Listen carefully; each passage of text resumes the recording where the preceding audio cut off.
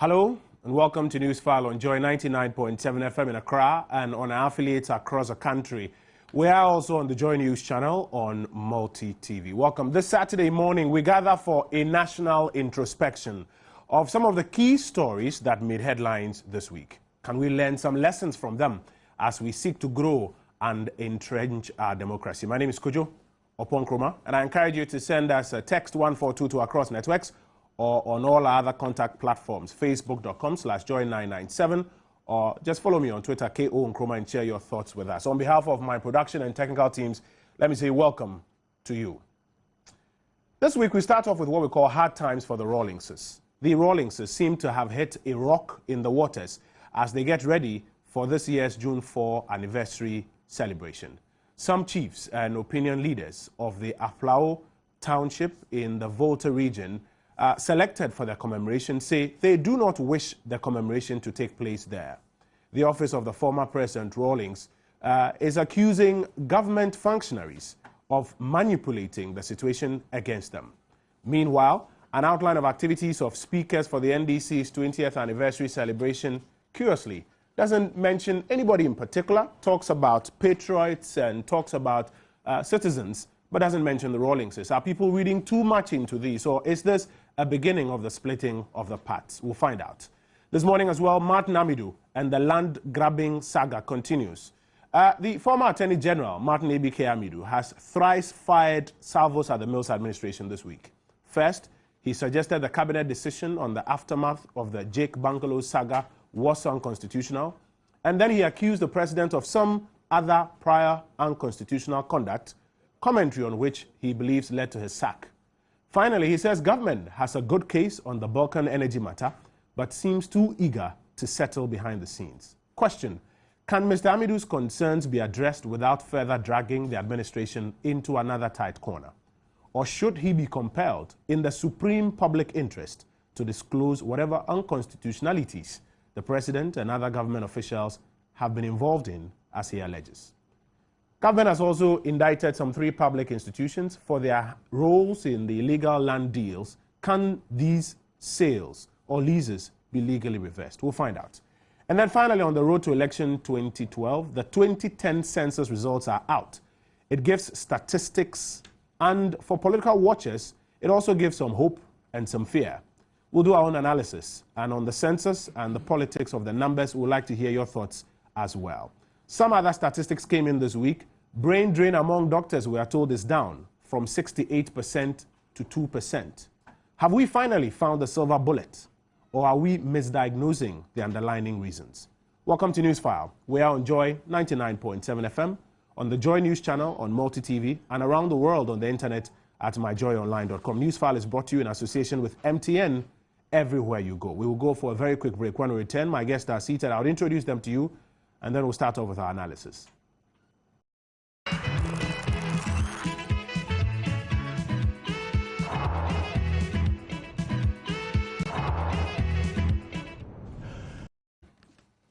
Welcome back. This is Newsfile on Joy 99.7 FM in Accra and on our affiliate stations across the country. We are live on the internet at www.myjoyonline.com. We are also live on the Joy News channel on Multi TV.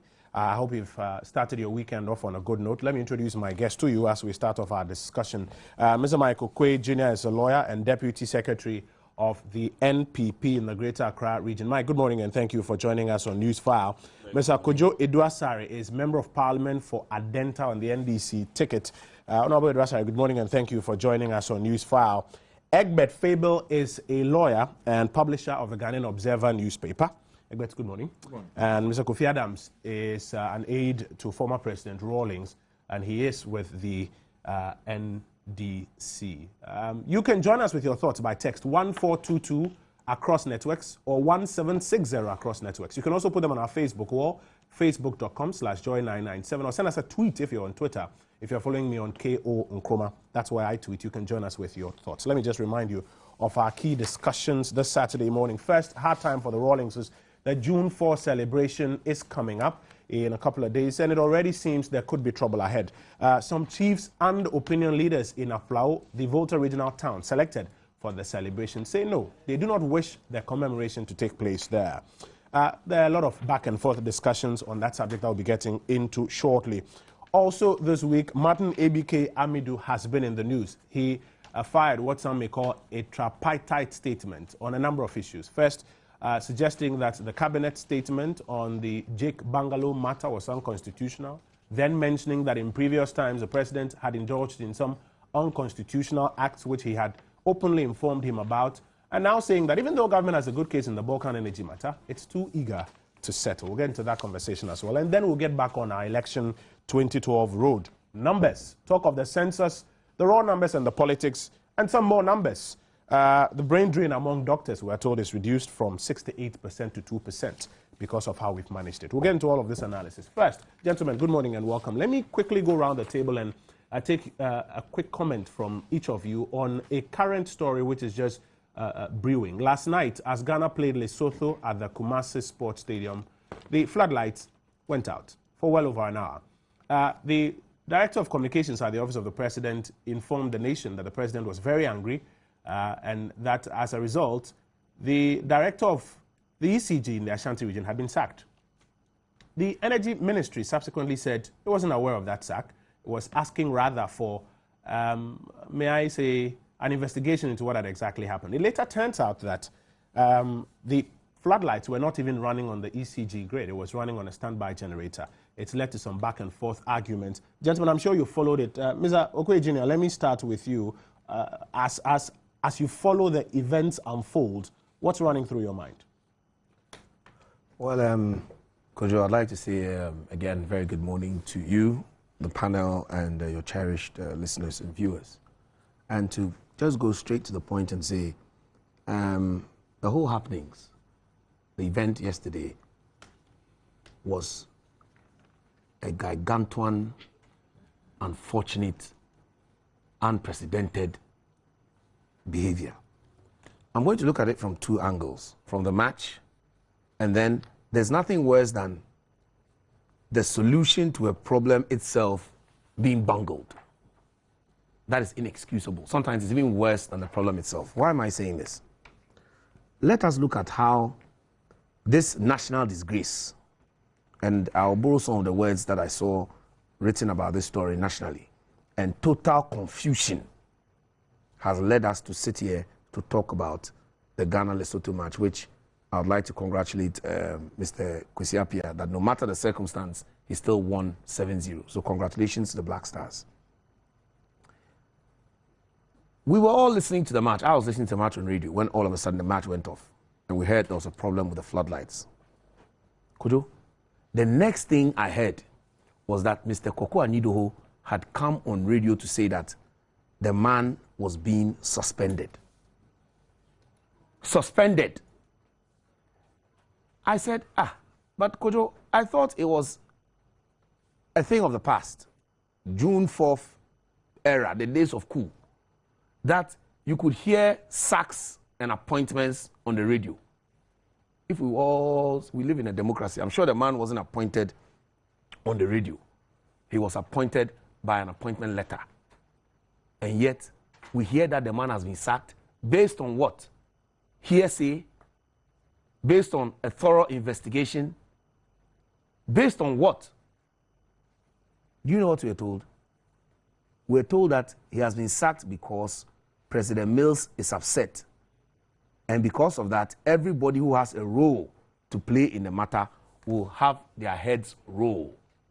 So if you are in terms of a role you played, you will have your heads roll. Head roll? What kind of language is that?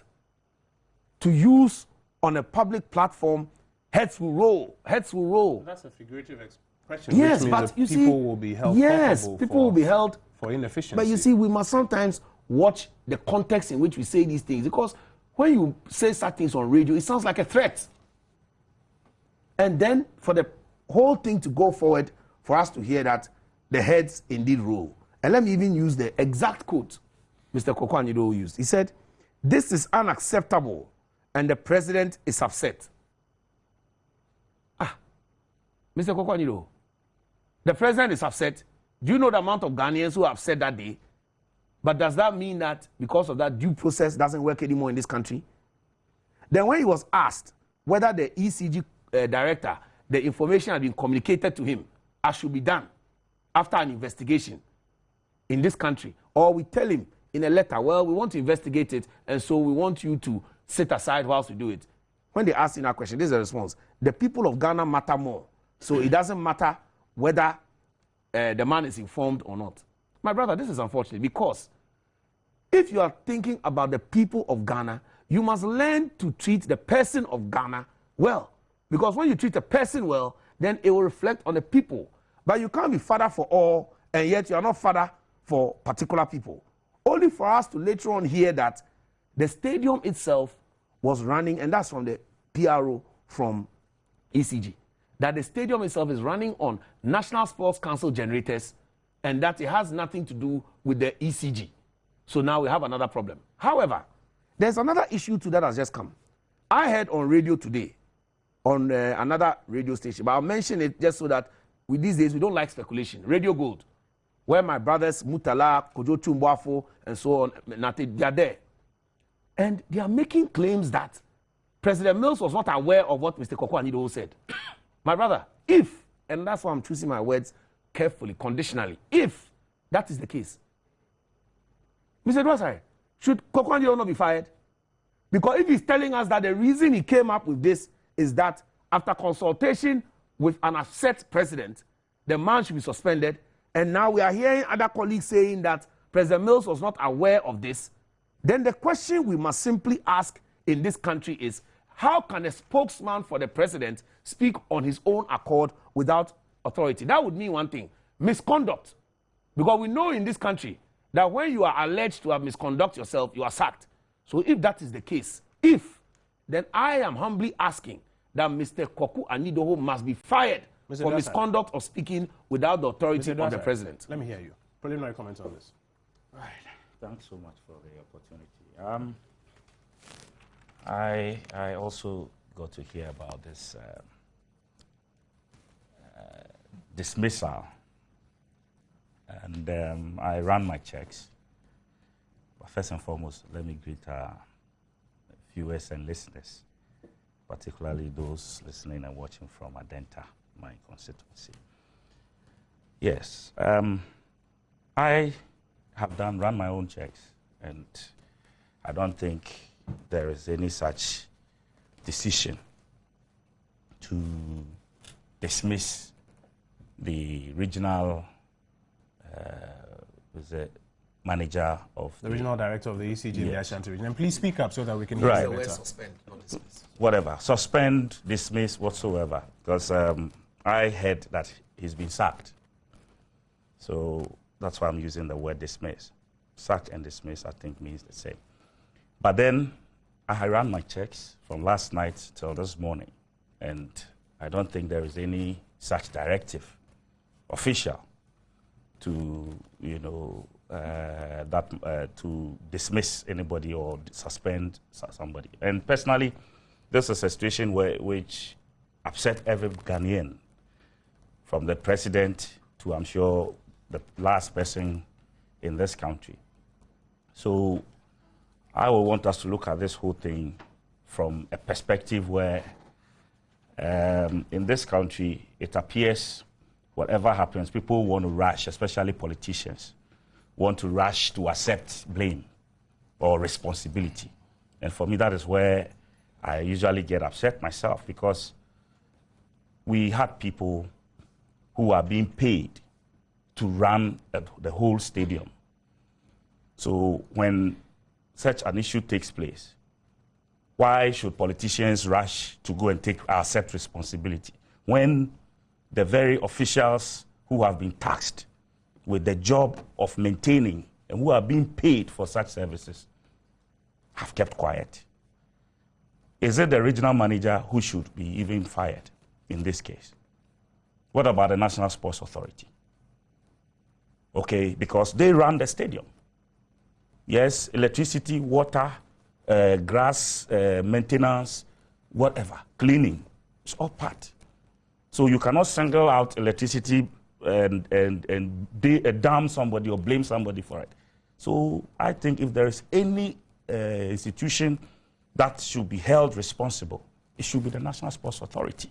Yes, there could be technical hitches from a particular department or whatsoever, but when it comes to the collective responsibility, the buck stops with the National Sports Authority. Fine. Wherever Koku had, I am not privy, and I think if anybody tries to put it out, President Mills, yes, was upset. We've gotten to know that. But he did not instruct anybody to go and say or sack anybody. So for me, that is where I want to keep this matter. Koku Anidoho should tell Ghanaians who instructed him. Because I have checked, as I said, and it doesn't appear as if President Mills or anybody for that matter, because the Energy Ministry has also come to somehow dissociate itself from that statement. And I know pretty soon an official statement regarding this particular issue will be published very soon.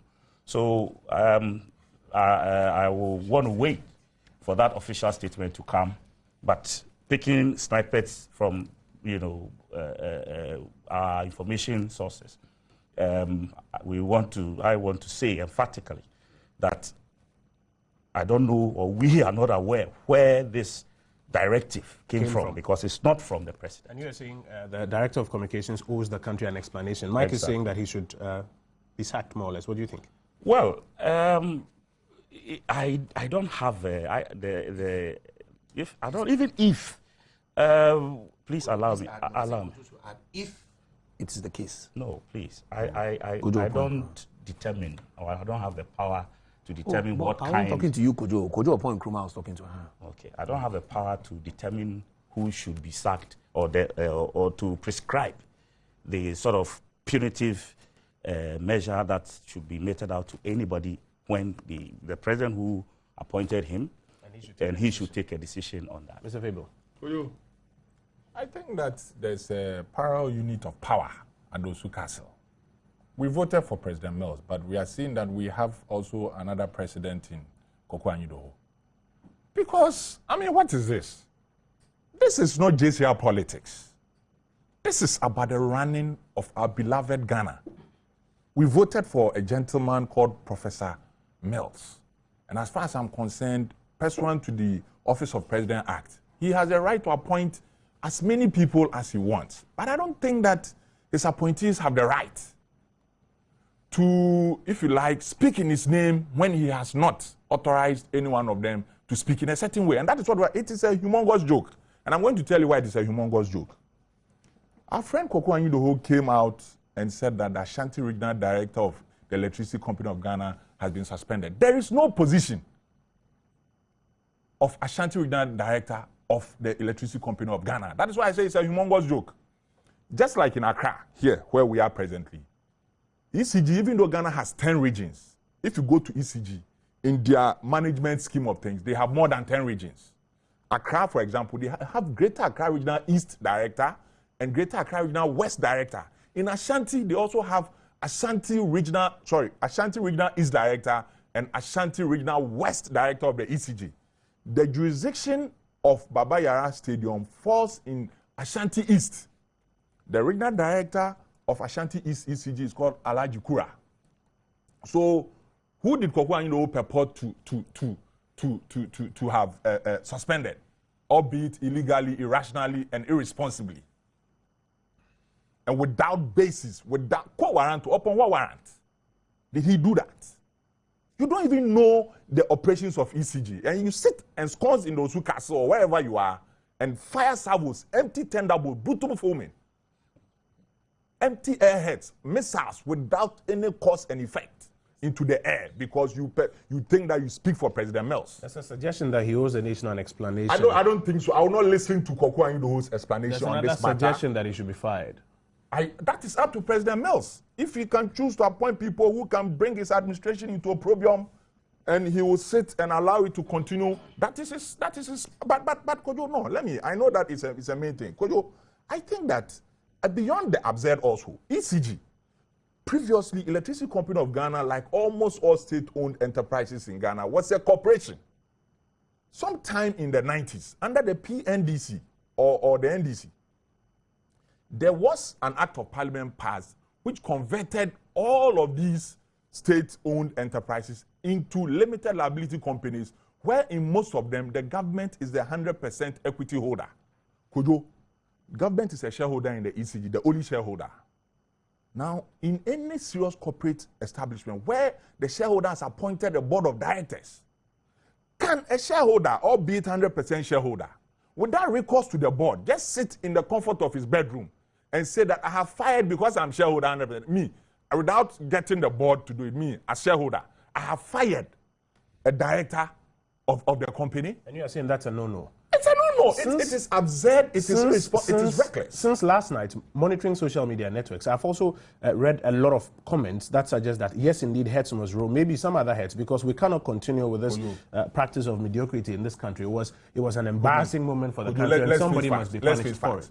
Truth be told, and I have done my checks as of this morning, what it is that the Babaya Stadium, following or in the before CAN 2008, like all the stadia that were used, generator sets were acquired for all of them. Around 2008, there were difficulties with power supply. So all these stadia have been running on gensets, and the floodlight systems have been running.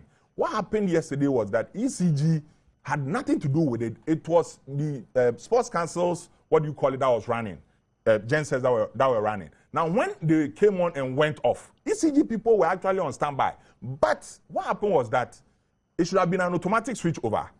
But the switch mechanisms on the gensets couldn't work. So eventually what solved the problem was that ECG workers who were on standby anyway, notwithstanding that it was not a national grid, had to go around and go to their offices, open their stores, and bring cables to do an overpass. And that's how come they got the power. That's how come the lights came on. But for those who are arguing, they are saying that, give the explanation that you want. It shouldn't happen. Whoever was in charge, whether it was generator or whatever, but that must be held responsible. Go to the Kumasi Stadium manager as well as the National Sports Council authorities. ECG has nothing. If you have your property and you haven't invited me as ECG to come and do something for you on a particular day, how can I? In our CAN speaker and every day, how can Kofi, let me hear you on this one, and then we start our various discussions. Let me hear you. Quick comment. Thank you, and good morning to listeners and viewers. I should say that suspension, to a large extent, is punishment.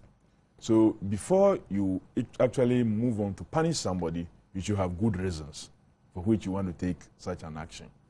And if you listen to what has come out, there is no absolute reason to blame the ECG, because power, as we are told, from ECG was available and around the stadium, and you could see that other lights were working. The other lights that takes its power source directly from ECG was working. That was why you could find some of the street lights around the stadium not completely out. But then the floodlights have always depended on the gensets.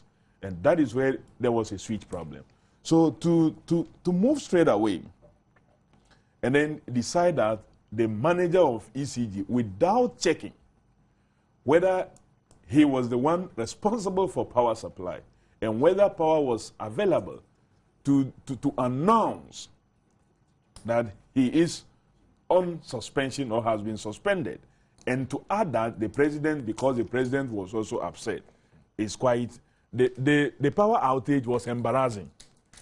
The statement that the ECG regional manager is suspended as a result of ABCD without checking, coming from the presidency itself, even worsened the situation. Because at the time this happened, a lot of people, I'm sure, will be tuning to Ghana to be listening to what is going to be happening. And the next thing they hear is that Director of Communication at the presidency. It's not like maybe a serial caller somewhere or one of the low-level communicators somewhere saying so that this should happen. This is Director of Communication at the presidency. And especially where he says it is the president. And we've now been told that checks indicate that that is not what the president has said. We're waiting. And Honorable Edward Sari is saying there will be official statement, and I hope that the official statement will clear these doubts. Koku Anidoho is not official.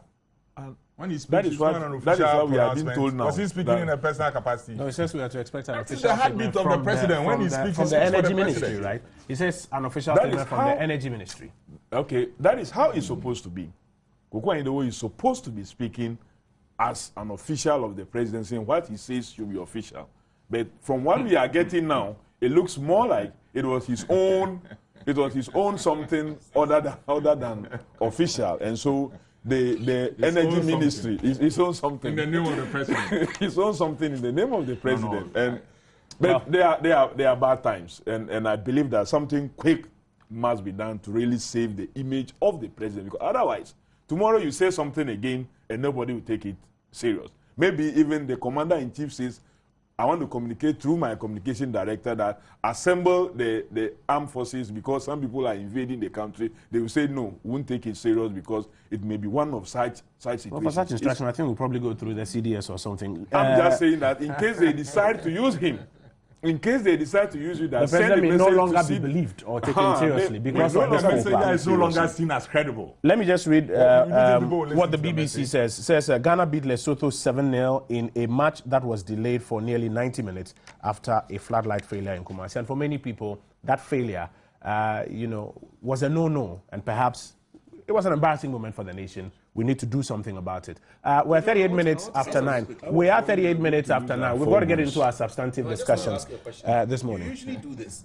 Is it possible for the sake of Ghanaians to replay the tape of Koku Anidoho and the announcement so that people will see and It's 38 hear? minutes after 9. My producer is trying to raise Koku on the line now, and when he does join us, I'm sure he'll comment on that. Let's get to our substantive discussions this morning. Unofficial. Whatever he comes to say will be Gentlemen, unofficial. Kofi, I will start with you. It I will seems listen that to the it. Rawlingses are having a hard time right now. Some of the opinion leaders and some chiefs in Aflao say they don't want the June 4 anniversary commemorated on their soil for various reasons, as they have explained. Yet, your office is suggesting that the commemoration will still go on. How so? Yeah, the commemoration is taking place in Aflao tomorrow. 1 p.m. people will start converging at Victory Park. And I'm sure latest by 3 o'clock, everything will take off and end peacefully. Because, like I told you when we had various interviews, that I didn't believe that this was coming from the people of Aflao. And I didn't believe that this was a genuine concern. And I would advance reasons to show. Selecting a venue for a function is not done but when invitation is delivered. A venue is selected, it is sometimes publicly announced, as we did, before invitations are extended. So the people of Aflao, the chiefs and all those council of elders headed by Professor Ernest Dumont and co, knew right around 5th of May 2012 that Aflao was going to be the venue for this year's June 4th anniversary. Around that time, the paramount chief himself was in town. We never had any concerns from anybody in Aflao, whether the youth, the council of elders, or any chief says so. Then, few days to the event, 3 or so days after, many government officials have visited that area and come out. Now we hear some chiefs come out. And the reasons they advance, not because there is any state of emergency in Aflao, not because there is any insecurity in Aflao, but according to them, they have requested for a municipality and some other development projects, and that if the June 4th commemoration rally is done in Aflao, government was not going to give them the municipality, government was not going to bring development projects, and they didn't want to engage in any political battle. I was shocked to hear this and to see signatures on the paper being that of Professor Ernest Dumont and a chief.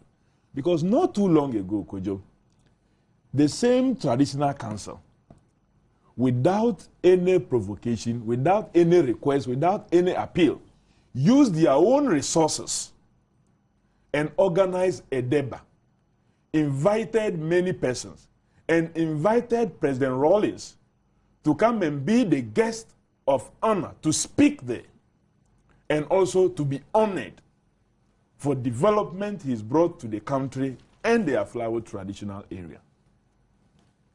They themselves use their resources to invite him, come and talk. We are creating a platform for you. We, the chiefs and people of Aflao, come and talk and say anything that you want to say. Then after that, he was honored, given a very high title. Then, less than a year or so later, he now wants to organize a function himself, or a function he associates with is being organized there. They are not asking you to organize it for them. They are not asking you to make your traditional platform for them. All we are doing is that as Ghanaians, we are using land that belongs to Ghana to organize a function. Then you say, if it is done there, development won't come. So when you invited him, you use your own resources and organize your platform and invited him. Didn't you have all these thoughts? Are questions people should be asking. Between the 5th of May, when publicly we announced the Aflao as the venue for these functions, what concern did those persons raise? Nobody raised any concern. And indeed, I'm sure what they didn't know was that President Rawlings is one person who, if he thinks that a function be done in a place, and the place is such that it's possible and easy to involve the traditional authority to consult with them, you have to do so. The paramount chief was deeply consulted and was deeply involved.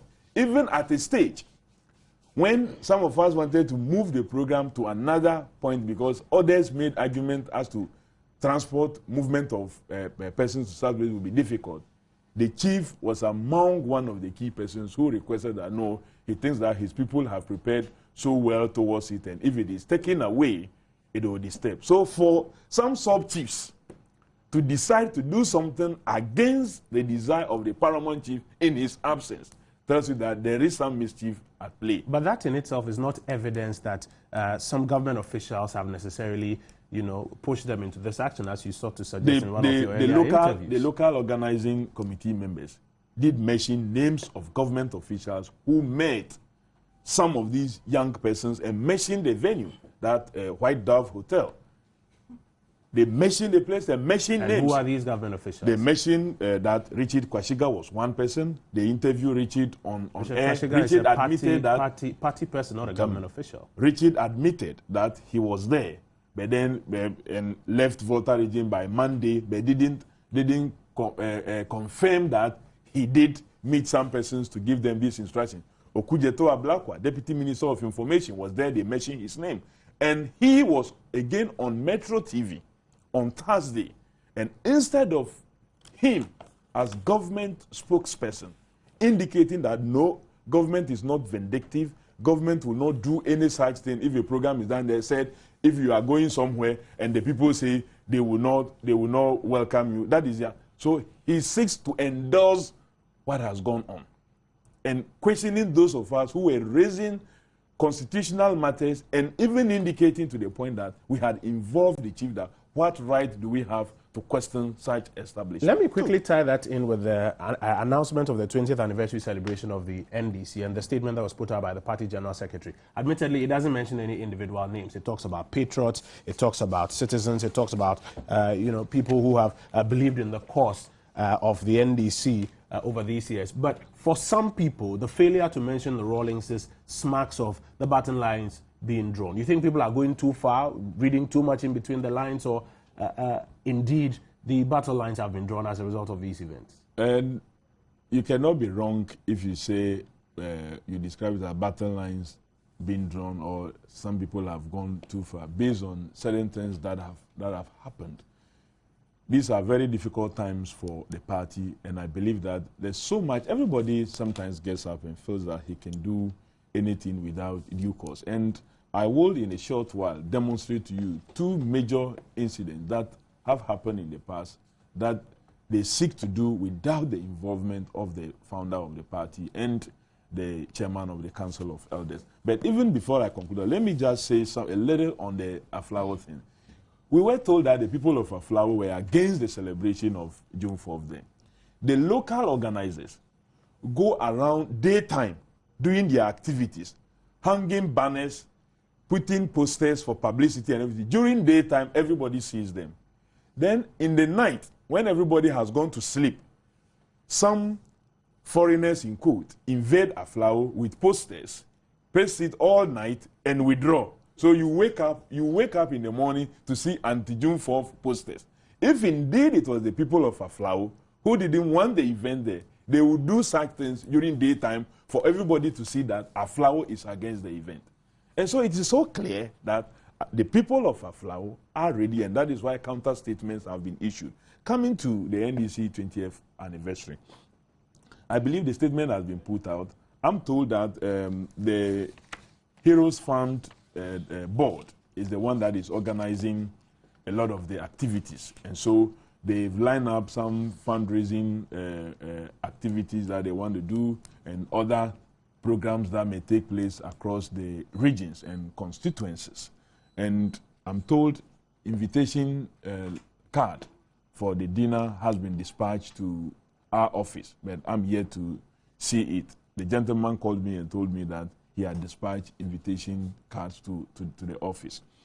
But then I'm not surprised that they would not mention his name in the activities of the party, because this is the time you would have expected that 20 years of a political party, a party that have lost elections, went into opposition for 8 years, he worked so hard with his founder and come back to power, and luckily we are in power at the time we click 20, you would involve everybody. But you listen to comments from persons, and it is more like, because the founder raises concerns, it means the founder wants the party to go to opposition, so we must not involve him in everything that we do. We should treat him like somebody suffering from uncured leprosy. And if you associate with him, you get leprosy. Since when did correcting becomes a sign that you want something done wrong? And as I always tell people, you go to church, you have your pastor stand in front of you, and he preaches to you, telling you, don't do A, don't do B, don't do C, because when you do all this, that is what may take you to hell. That is what will put you into trouble. Then the congregants get up to say that because the pastor or the reverend is talking about it, it means he is the one that is leading us into hell. How can that be? You who is committing those crimes or wrongs, you are the one who should stop doing it, and then you'll be able to enjoy your heavens or enjoy your freedoms and live a free life that nobody will disturb you. Former President Rawlings will continue to raise concerns that border on the party upholding the principles and then the values it believes in. Whichever platform it is that he gets, he will do so. Egbert, could there still be a lifeline for the NDC in resolving some of these internal challenges? Now, some argue, and Kofi says those who make that argument may not be wrong, some argue that the battle lines seem to have been drawn now. Well, I think that the battle lines have been drawn, and whatever resolutions that the NDC will come to will be after the December 2012 elections. If the NDC loses that election, which, you know, some people believe that the writings are so clear on the wall, there will be a certain rearrangement. If the NDC wins, which I believe my friend Honorable Idwasari is convinced of, then I think that the situation will even be further exacerbated and aggravated, because there's a certain battle for the soul of the NDC.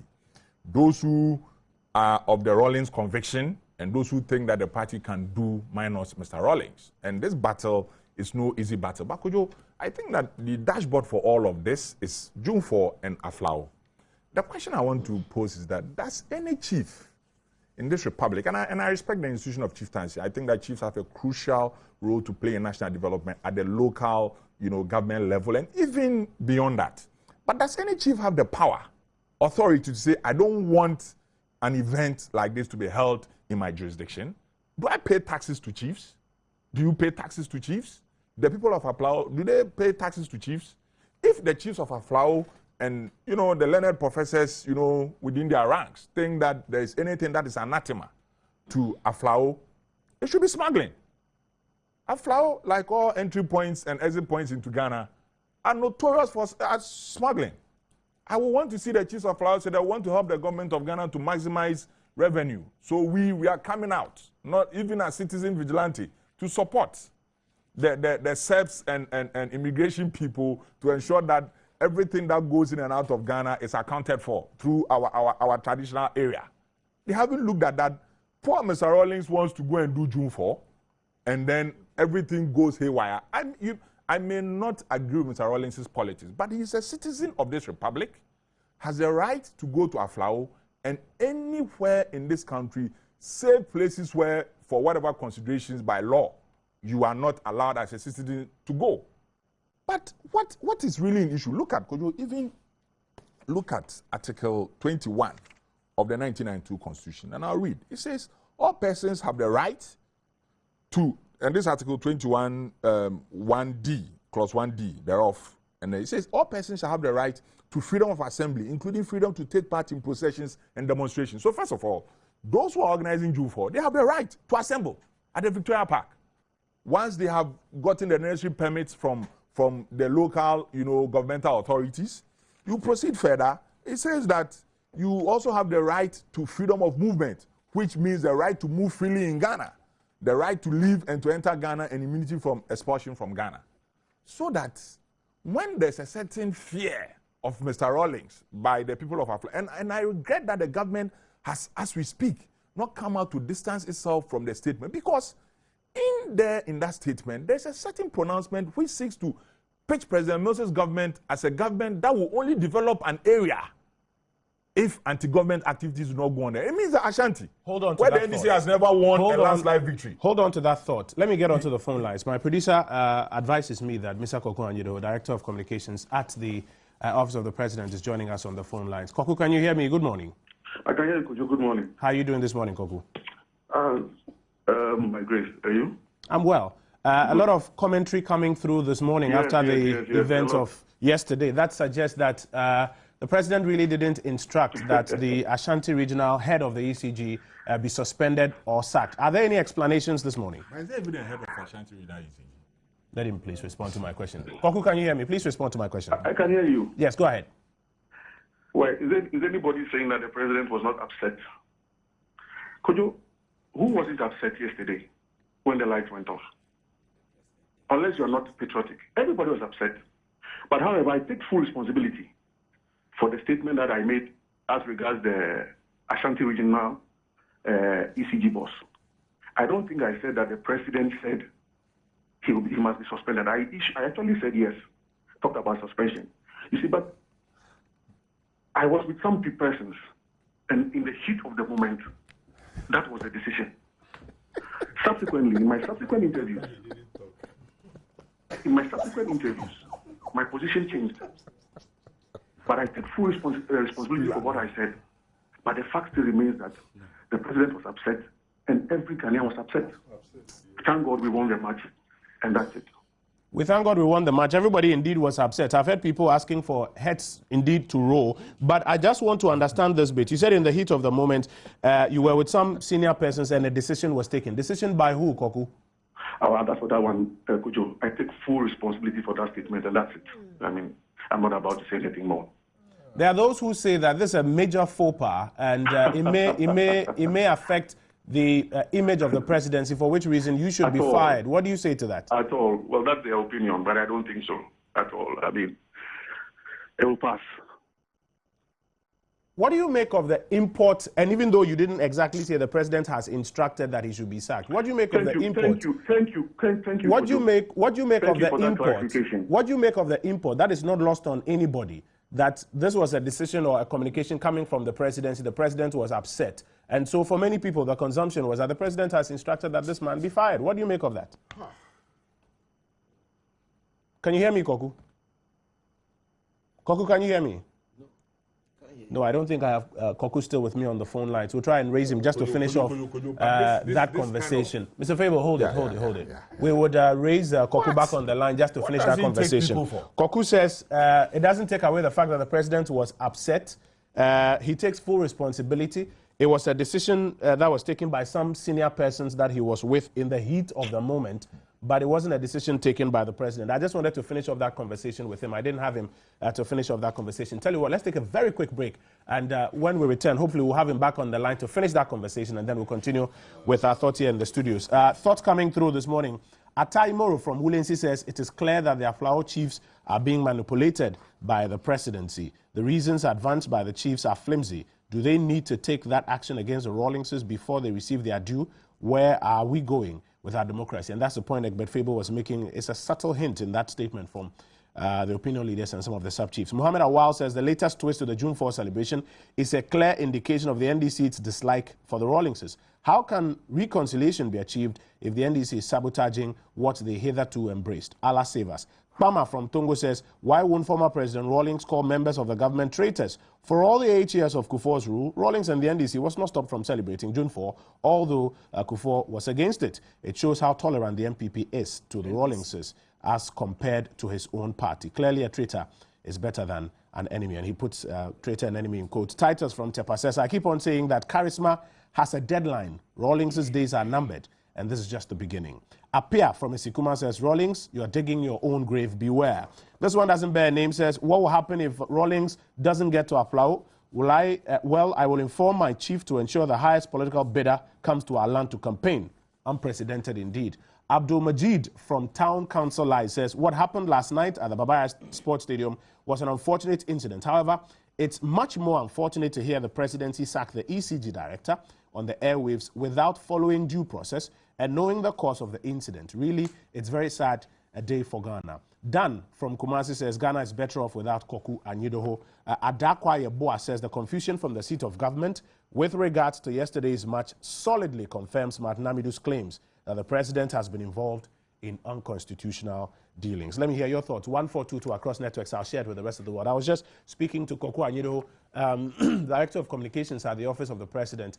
At a point, that line went bad. He could no longer hear me. We're trying to get him back. I was asking him where that instruction came for, and he says, and I'm quoting him here, it was in the heat of the moment. He was in the midst of some senior persons when that decision was taken. I asked him who were the ones who took the decision. He says he wouldn't be giving us that details. But he, however, goes on to say that he takes full responsibility for those comments. I wanted to ask him a few questions. That line tripped. Go for a very quick break. When I return, Egbert will continue with his submission. Stay with us. This is Newsfile. Seriously. He's paid.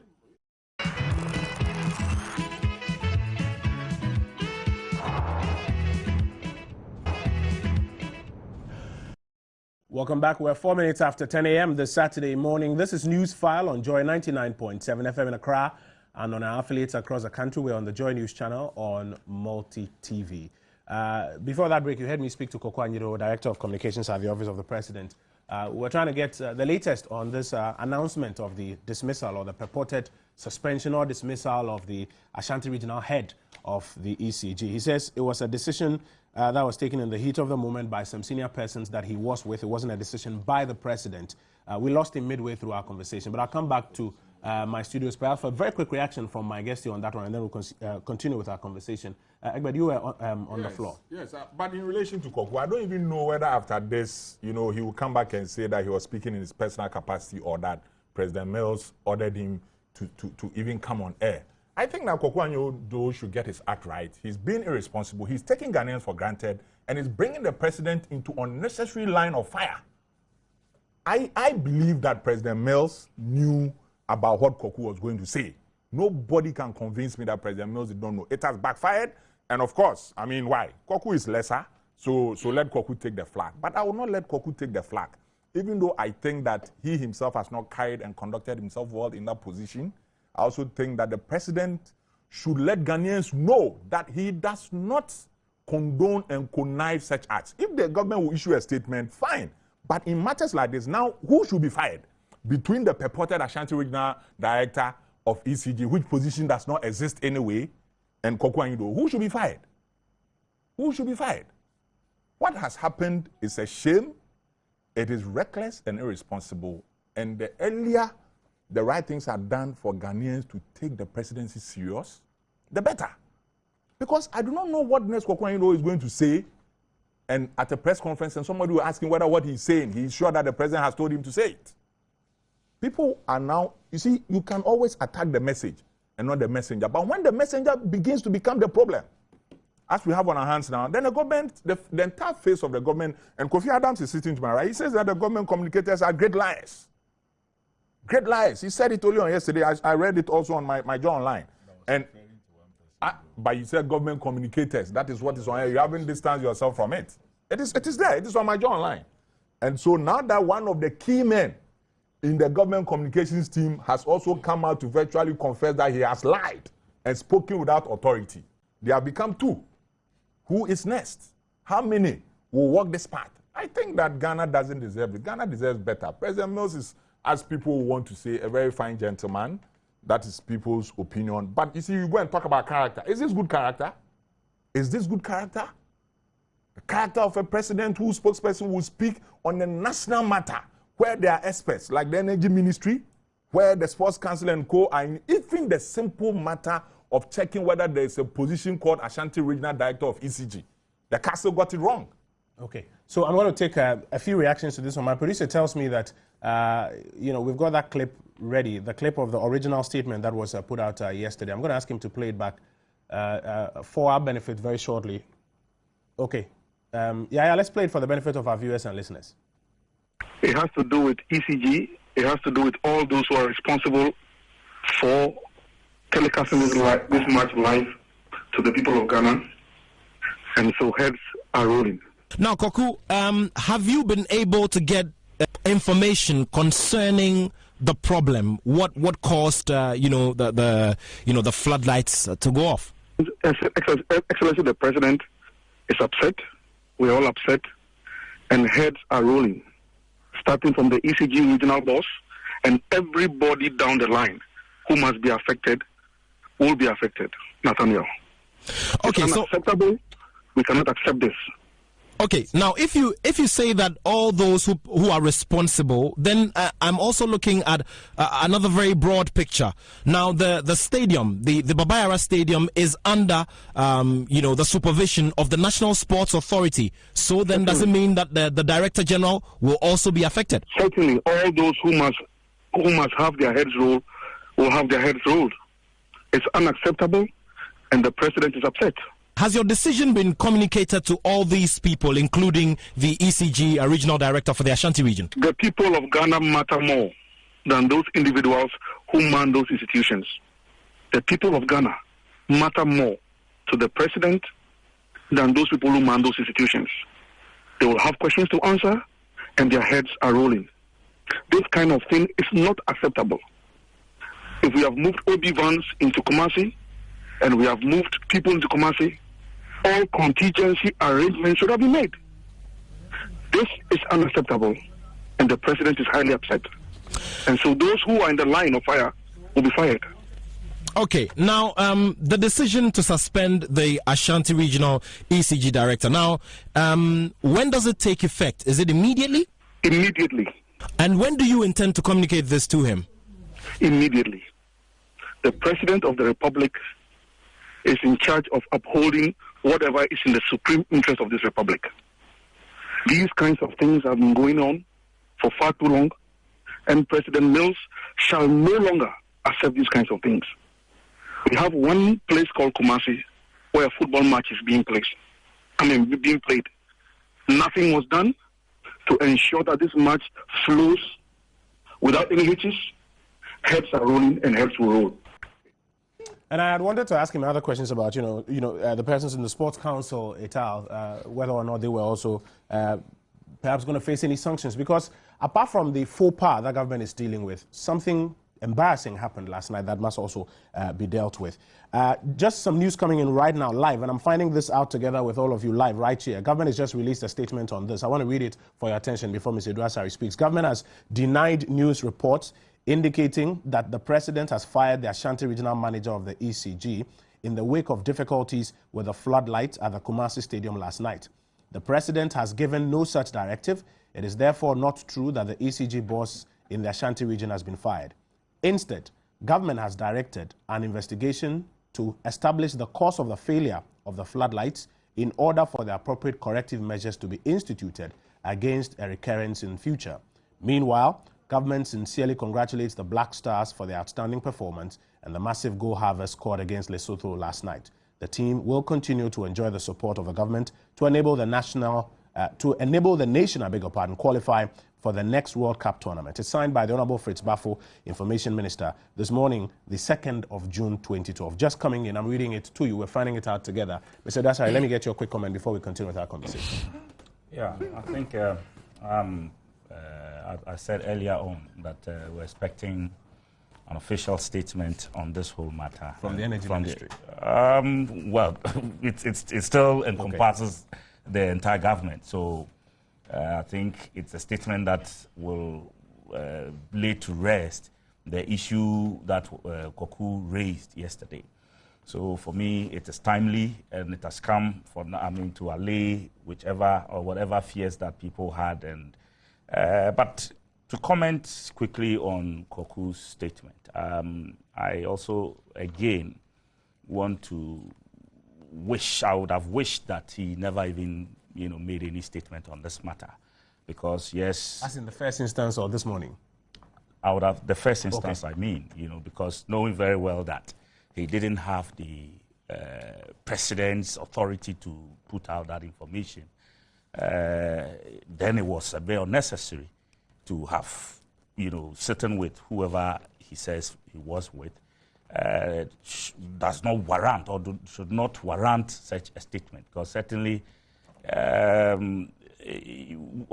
am of the view that heads should roll, okay? But as to whether or whose head should roll, I think it can only happen after an investigation has been conducted into the matter. But I, personally, from where I sit, the buck stops right at the doorstep of the National Sports Authority. All other departments work under the Sports Authority because the stadium, it is theirs to manage the stadium. So whatever has happened, they should accept the blame, and then whoever's ahead will roll, right from whoever it is, should happen. Because the embarrassing, it was only after a while when the match restarted that Ghanaians, felt relieved, because the consequences were so, it was looming at us somehow. I mean, a very bad situation. We asked people, and they said the worst that could have happened to us was we lose, even though we were leading 4-0, we still could have been declared the losers and some penalties paid and all of that. And I think these things, 21st century, these things should not be happening, okay, the way it did. The embarrassing situation, 1.5 hours of, I think the match commissioner was very magnanimous, and we have to thank him for having the patience to wait till 1.5 hours. In other places, it wouldn't even last 30 minutes. The rules say 30 minutes, but he went on for way beyond that now. Mr. Okoye, let me take a quick reaction, and then we'll continue with our conversation today. I am very surprised that we are trying to dress down this implied deceit. Because if we listen to everything Mr. Koku Anidoho has said, he told us his authority was coming from the president. And President Mills has a label that he's a weak president. He did not say that. So President Mills must show that he's a tough, strong president. Let me, yes, very much. Let's go here. First of all, he says, His Excellency the President is upset, and so heads are rolling. My brother, what does that mean in English? Because, yes, let us not try and misplace grammar and make disjointed sentences. We all went to primary school. Some of us, our English teachers are still alive. And when they taught us English, when you say this and so, it shows that and so something has followed. Let us look at something else that says, it is unacceptable and the president is upset. Again, he goes on further. This is unacceptable. Then goes on to say, president is upset. Those in the line of fire will be fired. President Mills will no longer accept these kind of things. President Mills, President Mills, President Mills, President Mills, President Mills, at least 4 to 6 times. And now somebody's here trying to tell me that, oh no, it wasn't the case. What Koku said was on his own accord. His official position is as presidential spokesperson. In any case, even the president, my brother, you know, he has a right to fire ministers, even though not on radio, of course. But he has no right to fire directors. You know that too? So what was Mr. Koku Anidoho doing to suspend the director on radio? Upset? No, but can you imagine the emotional trauma to his family? President Mills, if you are not a weak president, please act now let Koku Anidoho be fired and let Koku Anidoho's head roll first. Because, my brother, you mentioned the word, I wish Koku Anidoho had not said. That's a wish. But I'm telling you, if wishes were horses, beggars will ride. And this is not wishful government we have in Ghana. 15 minutes. I'll come back to Egbert Fibo. Let me just read your comments on this matter. On Twitter, Kwesio Feribuedu says, by Koku's saying, is he taking full responsibility?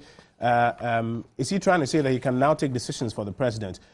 Junior Hagai says Koku's explanation should result in his dismissal to save the president's image.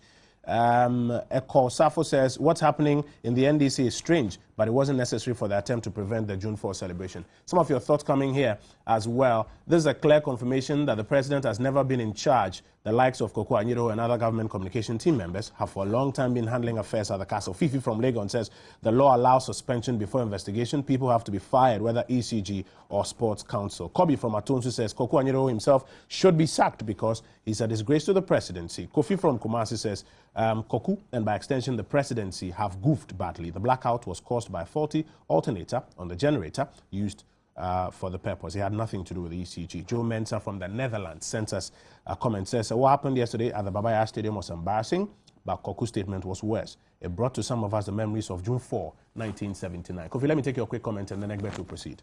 Yeah, I just have a little to say that if you listen to Koku even speaks today and talked about sitting with some senior persons, first and foremost, you don't speak for any senior persons. You are director of communication of the presidency, and for that matter, the president, spokesperson for the president. So you don't speak for any senior persons. So if you are with senior persons and they express any views, that view must be transferred to the president before even you put it public. So if you decide to be putting public comments and desires of senior persons you sit with without checking from your boss, then tomorrow when you say something again, what will people say? Wouldn't it give meaning to those who are already saying that there are other hidden hands who does things at the presidency without the knowledge of the president? So he's really created a very difficult situation for government. And I believe that it is not just enough to put the statement the way it's been put. Something must seriously happen in this matter. Something like what? Of course, if the president didn't know of it, the president must take action. Action defined as? Action defined as making sure that you relieve the person who will say such a major thing. And he kept mentioning the president's name, not once, not twice, not thrice, more than, and that he was upset, and it's bad. Kojo, I have a small hunch, just 30 seconds to indulge I have me. to go to Egbert. Yes, I know, I'm coming, just a hunch. My hunch is that Koku Anidoho will never be fired because the NDC government machinery is trying to do damage limitation by pretending it wasn't the president. Let us let Koku, the smaller person, take it and we'll absolve ourselves from it. This tactic will not work. We are going to seek a full explanation as to why the communication person of the president can sack a director on radio. And Mr. has a hunch too. Yes. I do. I think if President Mills really wanted to sack that gentleman or whoever that person is, he knows the channels to use.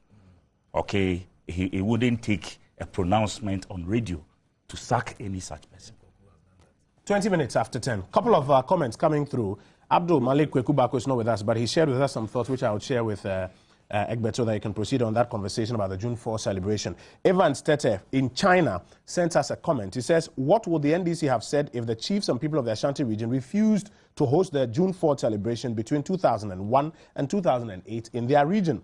Abdul Majid says the attempt by some factions within the NDC to disrupt the celebration of June 4 is a demonstration of President Mills's fight for political survival, which is just a misplaced priority. It only goes to deepen the woes of what the NDC is today known for. God save Ghana. Abdul Malik Kwekubako is not with us, but he sends a comment. Egbert, let me share it with our guest and then you can proceed.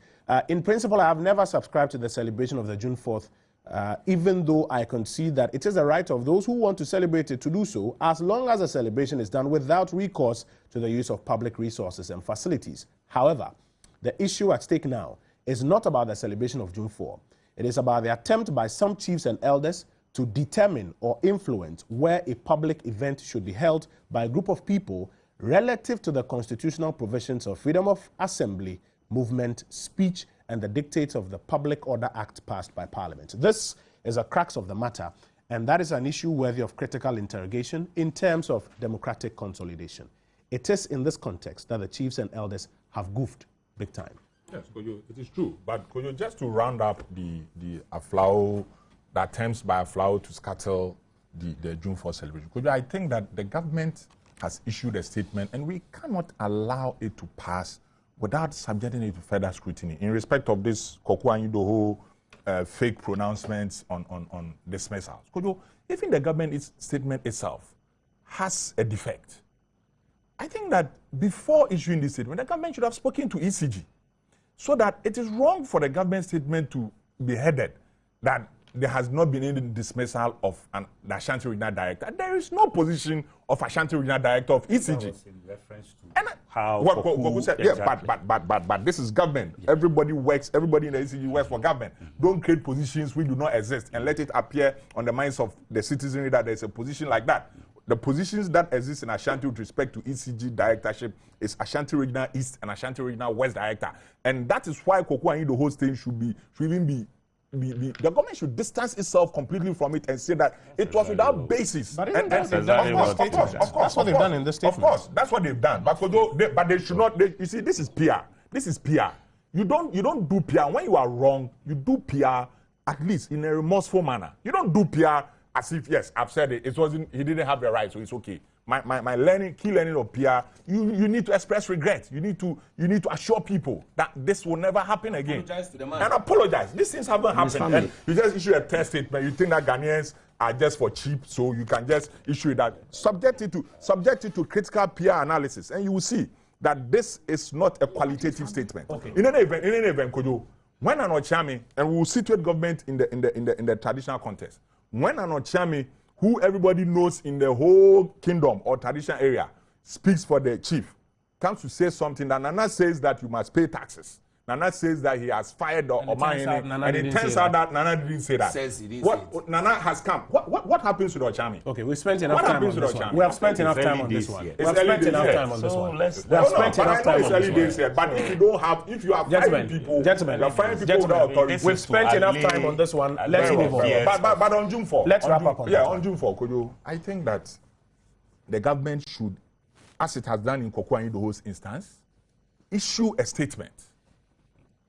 No, government has to issue a statement on this matter. Because, you see, it is casting the chiefs, particularly the people who signed. The divisional chief of Aflao, he's a senior divisional chief.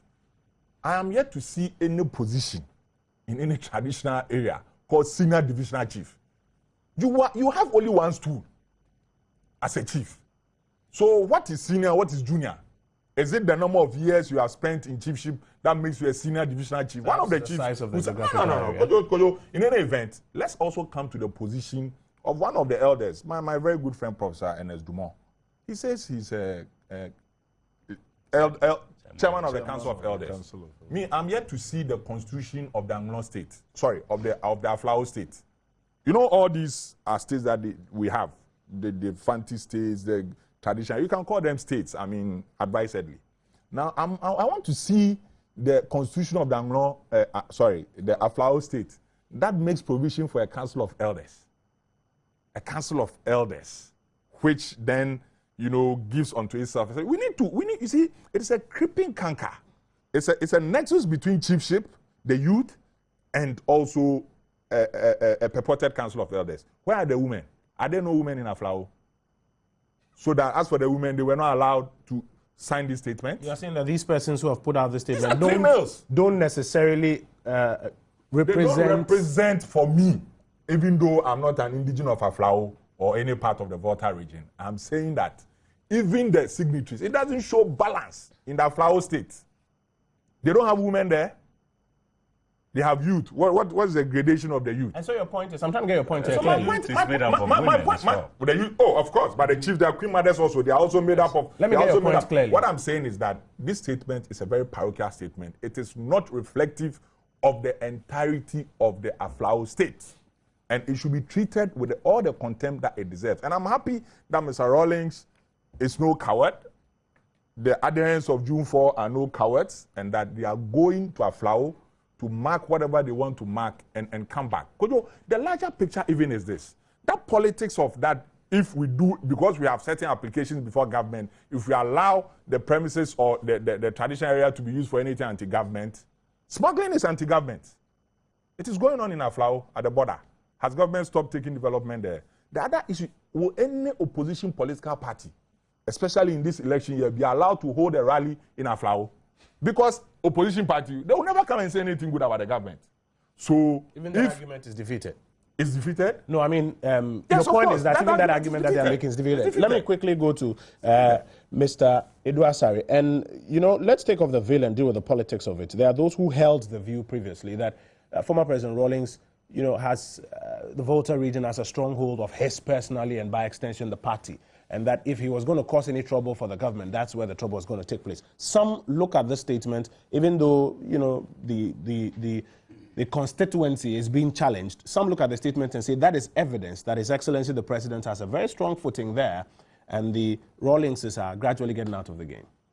Yeah, I think this. I woke up to read this statement that was made by the elders and the sub-chief or divisional chief of the Aflao traditional area, and a lot of questions came to mind. I was asking myself why such a thing should happen or come from the very area that gave the NDC and, for that matter, President Rawlings in the 1992 elections and then 1996 election, his highest votes.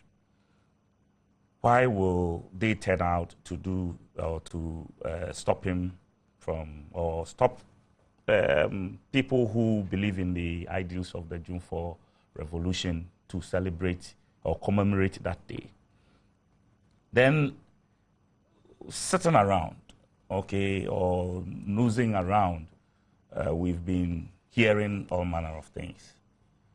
People have suspected, okay, I'm putting suspected in quotes, that this was going to be the point of, or a gathering to launch a new political party.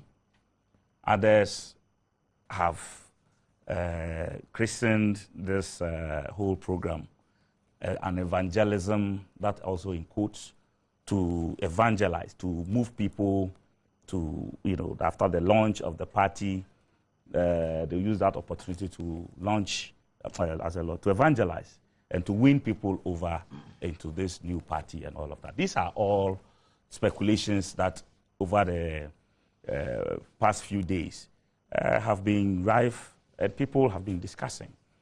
So when this thing came up, it came to fuel that perception. But reading through the statement that was made, what you deduce is that the traditional council somehow feels aggrieved about the fact that some developmental expectations have not been met. And so they don't want to have any such program celebrated there to make it sound as if they are okay with government. Okay, so somehow they don't have the right, as Egbert read from the Constitution, to stop anybody from celebrating in that jurisdiction. The Constitution guarantees them that right, and they can do it without anybody able to stop them. If there were any such machinations, as Kofi also raised, by government or people within government to stifle their efforts, well, I will describe that as very unfortunate, but I can't as well, you know, we can't substantiate as whatever they said and how they contributed in stopping, in quotes this time again, the process of the celebration.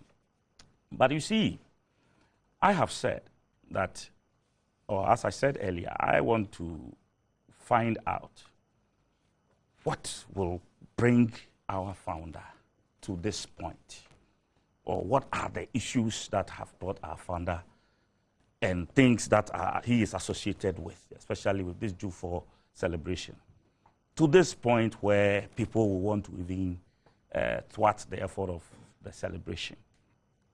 Over the past few months, we've all heard, even the last 2-3 weeks, last 2 weeks I was here, and I even said I wasn't going to continue to speak to the subject yes, again. Because it's like, Yeah, I was going to remind you. yes, certainly. This is a different aspect of it, and I want to deal with it from the fact that it is on this table and we have to discuss it. But then, if you want to go into the deep, or how people feel, okay, or some people feel about this whole thing, or the former president and all of that. Yes, Kofi mentioned correction. The former president at any point in time can correct anybody or can choose to correct anybody. But you see, if he wasn't a member of the NDC and he wants to correct, he can go ahead and correct people. General correction, there's no problem with that. But the fact that Kofi acknowledges again that he is the chairman of the Council of Elders. Which meets without informing him. Well, Kofi, I think he is supposed to be the convener. And yeah, and do you understand? So people pass on messages to others Kofi, and not to Kofi, the chairman. I want to disagree with you. No, I'm telling you that people, for call. example, I didn't want to give example. Right. Per our party constitution, the president cannot nominate a running mate without consulting the Council of Elders and the National Executive Committee. We told that consultation took place. The president is the one to indicate that I want to come and consult you on so and so date. Who in the Council of Elders did the president inform that I wanted to consult the Council of Elders? Okay, so back to Then, two, the issue of this merger or swallowing of DFP that took place, the party says that it referred the processes to the Council of Elders. Who did the party, I'm sure the General Secretary or the Chairman, who did the Chairman or General Secretary hand over the agreement to on the Council? Did he give it to the Chairman? And the Chairman said, no, I won't take part. How will the Chairman know if you don't give it to him? Kofi, it's unfortunate we have to sit on this platform to discuss this issue. But you see, why I didn't mention it I earlier. agree, but because of the way you were going, yes, that I am at least these two examples. Wonderful, wonderful. But you see, I think there's a fault somewhere. Because if the chairman of the Council of Elders, who is supposed to convene meetings, rather steps out, leaves the entity. He didn't step Please, out. please, He please, stepped please, out. please. Steps out. Because, you see, if I am a chairman of any organization or any committee or whatsoever, and I find that my position is being taken over wrongfully or usurped, come on, I will make sure that I fight for that position. That is fine. And make it, yeah, no, not in the public domain. For me, I think that is my point of departure. You are talking about correction. We all love it. Sometimes it hurts to be corrected. The Bible even says what? God chastises those he loves.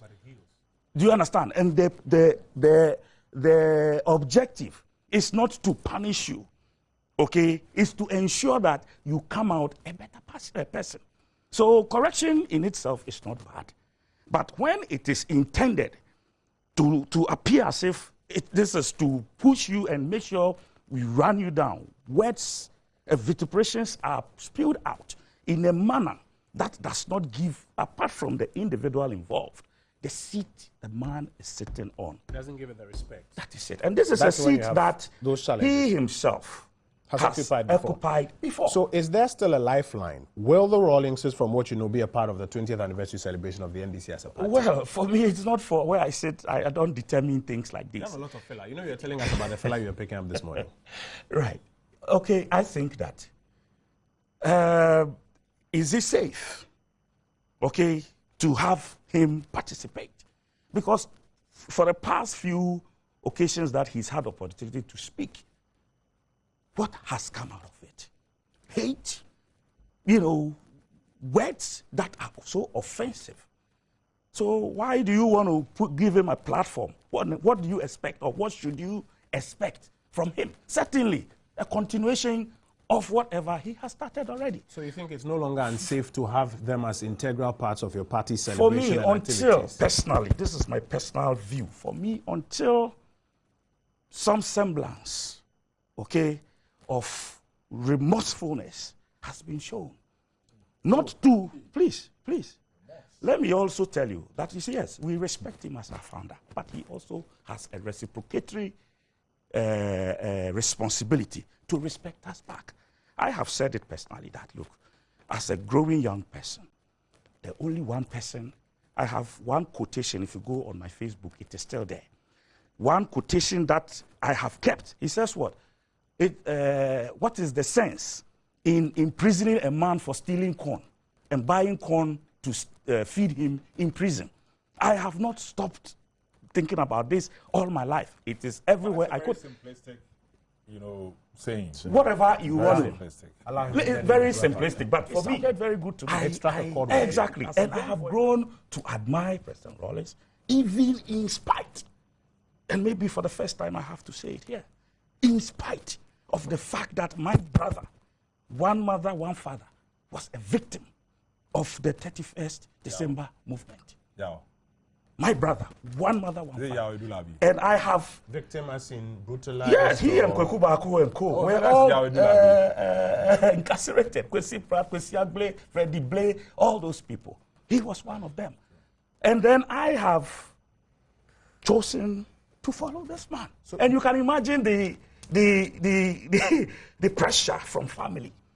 But it's a matter of principle for you. Exactly. But you are saying until he shows some remorse, quote yes, unquote. because I think if nothing at all, Ghanaians respected President Rawlings as a person and respected the presidency, the seat of government, or the seat itself. So when you can denigrate the occupant of that seat to the point where it is becoming like a chewing stick, every now and then the opportunity is given, he becomes the bashing, or let me say, the whipping boy, then I have a challenge. Because I think that all of us together, yes, the opposition should do it, but if we are in a boat together, and I pick a chisel and a hammer, and I keep, once every now and then, I hit the chisel, whilst we are in a boat, I hit the chisel, every now and then I hit the chisel. What happens? We all, we will sink together. And let me also say it here, that yes, maybe some of him as a person has nothing to lose. Some of us have a lot to lose. Because when this government leaves power, okay, or is kicked out of power, a lot of jobs will be lost. A lot of people who have served him over the period will lose their jobs. And I want him to extend his mind to those people. Don't look at one person you may not like, or one person's misdemeanor, in quotes, or whatever you think is doing that you are not happy with, to slam all of us. As I said, I feel very disappointed for having stood behind him. The number of times we walked from Medina to Accra's cultural center, our center, programs in those days. But we didn't used to have buses plying this route as we have them today. We walked. So we feel a certain way when the collective thing that we've all built, the Justice Anans and the other people who put their lives behind him and polished his regime. Will be happy about what is happening I today. think that Let me bring in Mike. you should He will look be happy at about some what of the us, NDC is doing okay, today. some of us, and Let me bring in change Mike. his way of going about Let me issues. bring in Mike. We're 20 minutes to 11 a.m. on Newsfile this morning. Mike, Mr. Dwasai says, in his view, until the former president shows some remorse, quote unquote, it may not be safe to have him, on some of these platforms, because he'll most likely go on that same line that he's been going for a while now, which may not help the cause of what they've been trying to uphold for all of these years. Question, could there be a lifeline? Should he be a part of their 20th anniversary celebration? NDC against June 4th. Really? Anyway, I have two references to make with regard to my brother's submissions directly at him. Apart from the fact that he may lose his job, does he regret following President Rawlings? Not at all. You don't? Okay. That's the first one. And I also liked his my brother has a lot of spiritual upliftment messages, which I like. He said, God chastises those he loves. And I remember Martin Amidu saying in his statement that he's not saying these things because he wants to leave the NDC, but that the NDC needs reform against corruption, among other things. So my brothers, when Martin Amidu is talking, don't be angry with him. Because Martin Amidu, that's what chastising. It's not you can whip your child in public. He's chastising NDC because he loves President Mills. So allow him to chastise. Okay? Yes. Let us look at the Aflao issue. As for me, I like going to script. No speculation, no outside talk. First thing, a lot of Ghanaians have missed this point. They say one Komla Deku, he said, and I quote, that he doesn't want the venue of Aflao to be used as a platform for staging a political context because the people are very agitated over the NDC government's failure to honor its promises of making Aflao a district. All of this, despite all that we're going to talk about later, NDC, among your litany of failed promises, you have failed the Aflao people. So Aflao, when you see President Mills and the President Mills government see failure, that's the first, when you talked, I was very, very patient writing about your chastisement and so on. No, I'm just asking. So, I know it's a nice question, but just write the things down. It will help you. Okay, let's get so back that's on the track. first thing. They are agitated over government failure. Government has failed the people of Aflao among all the other Ghanaians. But Aflao, I beg you, don't reject the government because of failure. Because if it is because of failure that the government will be rejected, they will be rejected in every community. NDC government. If it's because of failure that they have to reject June 4th, June 4th cannot go anywhere because they have failed every single community in this country. So Aflao, we beg you, just join MPP December 7th to vote so that we get rid of the failure brigade and then we bring in those who will keep the promises. Now, we go on to look at something which is very, very important here. It says that President Rawlings, according to Mr. Kofi Adams here, is that after consultation with the paramount chief of the area, blessings were given for the venue. Okay? Kojo, there are two events that have happened recently. The first one is that, are we aware that chiefs from the Volta region all went to President Rawlings' house to convince him that he should hold and have peace talks with President Mills and that they should all become honky-dory? Do you remember that? Is it because they had the government's blessing? When they were going to President Rawlings' house, were they not worried about development in their area? Or as for that one, they have been sent on a government task force to please go and talk to President Rawlings because the jobs of people like Edua Sari are at stake. And so therefore, the president, in order to secure the job of himself and his NDC people, that one, when the chiefs went, their jobs and development will not be affected. Are we also aware that there was a whole function in the Aflao area where President Rawlings was honored and made a chief? Are we aware of that? Where he was called Togbi Awaklasu. A person you honored.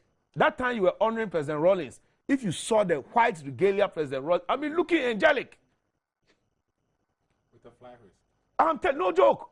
Look, angelic, and I'm talking from head to toe. You should see the radiance of the garment. I'm sure many of us have seen the photos. Your point Oh, is... some people, you see, unfortunately, some people have not seen the pictures. Okay. So I'm happy my brother Edwards are here saying beautiful. I want Ghanaians to know by description, those who are just listening at least, how beautiful those pictures were.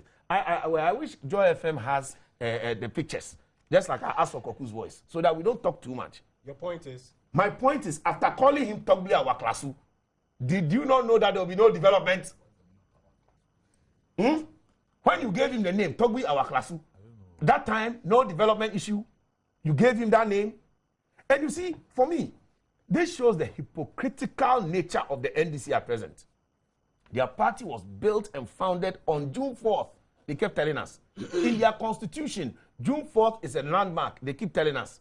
Today, ask Mr. Duasai, will he go to June 4th? Ask him here. He's sitting here. Ask him. Will he go? Some of them will start telling you their mothers are sick. Their mothers are dead. And the dead mothers, when you ask them now that Mr. Kojo Nkrumah, can you announce the mother is there so you can go to the funeral? He will announce it. Excuses galore. This same hypocritical NDC. President Mills used to go for June 4th and he says, I believe in the principles of June 4th. President Mills. Today, because what might be said at June 4th in terms of corruption and accountability and probity is most likely going to be against the traitor and not the perceived enemy. Now they say if you go, there will be no development. But could there still be a lifeline? Oh, as for that one, they should. As for me, I can't be dealing with NDC lifeline. I can be dealing with the issues that are going on in this country. And it also shows the intolerance. Ghanaians, these are the words to add. The hypocrisy is there. Then also the intolerance of the NDC Mills administration. Because you see, Mr. Fable made a very important point that it looks as we missed. He said the government should come out and give us assurances that whether President Rawlings goes there or not, they will still develop Aflao.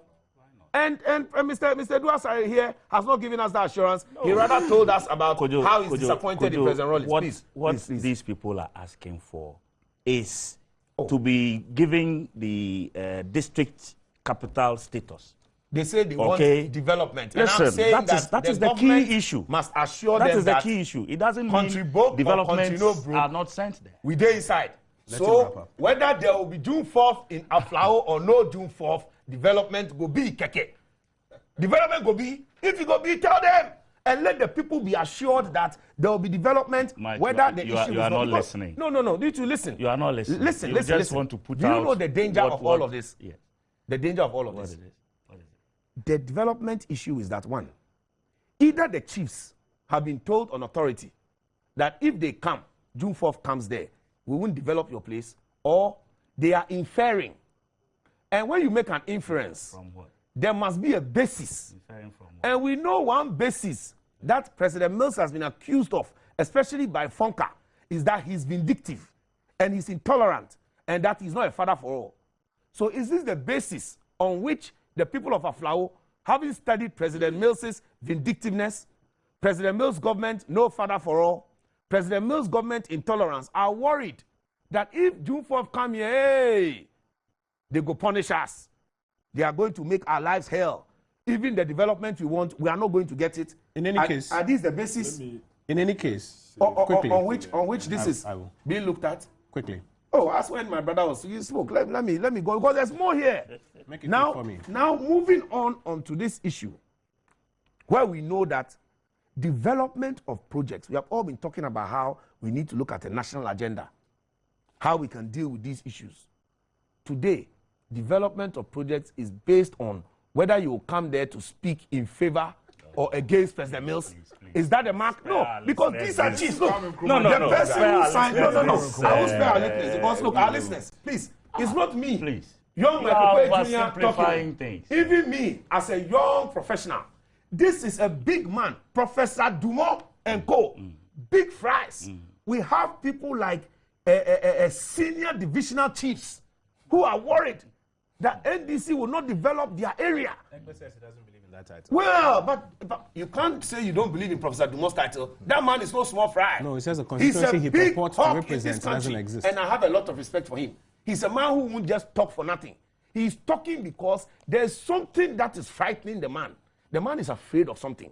What is he afraid of? This is evidence of... I am saying that what is he afraid of? Ghanaians must ask. Is he afraid... Can you tell us what you think they're afraid of? That's what I'm saying. Is he afraid of express warning he has been given or implied warning based on inference, based on behavioral patterns of President Mills, which shows vindictiveness, intolerance, no father for all, no development for you if you allow JJ to come here and sing, JJ, do something before you die. We're 10 minutes away from 11. This is Newsfile. Let me read text and then, or perhaps let me let Kofi quickly wrap up before he takes leave of us, and then I'll read some of these texts and then we will move on. You are taking leave of us. Yeah, so I'm ceding the rest of my time for my colleague, senior colleague. He'll be joining us shortly. I am given to understand that the police is just telling Joy FM that the event will be going on as planned. They haven't had any reason to call off the event. They're expecting the event to go on as planned. So all is well for the June 4th celebration? Yeah, that's what I've said. Even though initially they wrote to say they couldn't do it, now they've withdrawn all those directives that they did issue based on who's prompting, I don't know. It means they did not even check well before going ahead to do what they have done. But let me just say that I'll read a bit of Honorable Martin Amidu's letter. Make it snappy for me. Yeah, I'll do so. He was talking about his membership of PNDC, NDC1, NDC2, and still existed in President Moses' government. Several happenings in President government made me to realize that honest and sincere criticisms have the appearance of being accepted only for schemes and plans to destroy the integrity of the critique to be hatched. Then he skipped. I quote here again. In a reliable and trusting association or group, where the ideals and purposes of the association or group are respected and obeyed, no group member ought to use outside channels to address or correct in-group mistakes or wrongs that are likely to affect the objects of the group, full stop. But where the leadership in the association, instead of taking criticisms in private in good faith, spins the criticism to within both the group and members and to the public to discredit, defame genuine critics, conflict studies and resolution theory practice grants a right to put the association back to its original ideals through subgroup and public tacit bargaining. So if Honorable Adversary doesn't understand why people can use public tacit bargaining to bring about groups to get back on his call, I'm giving him example. Martin Amidu is immediate policy. He is telling us that people don't allow internal. It's not his opinion. This is somebody who was Attorney General and Minister of Justice. And he's saying internal criticisms are not accepted. Okay. President Rawlings, let me tell him that President Rawlings hates nobody. He will not insult anybody. He is passionate about things. He's passionate about wrongs, and he will talk about it. If in talking about those wrongs, he considers it as hate, he doesn't hate. He is helping to correct. If you listen to what we are just being told today by the Director of Communication of the President, that the President did not order when he was speaking, when he sought, as yesterday, to be speaking for the President. What do we take some of these things for? This is what is happening. People do things and go haywire. People do things on their own and put it on the presidency, and you think that we should just sit and fold our arms and allow such events to go on. Okay, we're 7 minutes away from 11 a.m. this Saturday morning. I'm going to go for a very quick break, and when I return, Kofi Adams' seat will be taken by the Honorable Haruna Idrisu. We will now go into the Martin Idrisu, the Martin Amidu, I beg your pardon, the Martin Amidu tripartite letters, if I may call them so, and seek to do some analysis. Introducing an incredible offer from MTN. You can surf or download wherever, whenever, on your brand new Samsung laptop. For only 720 Ghana cedis, you can now own a brand new Samsung Intel Atom N435 mini netbook, which comes with a 10-inch screen and 160 gig memory and more.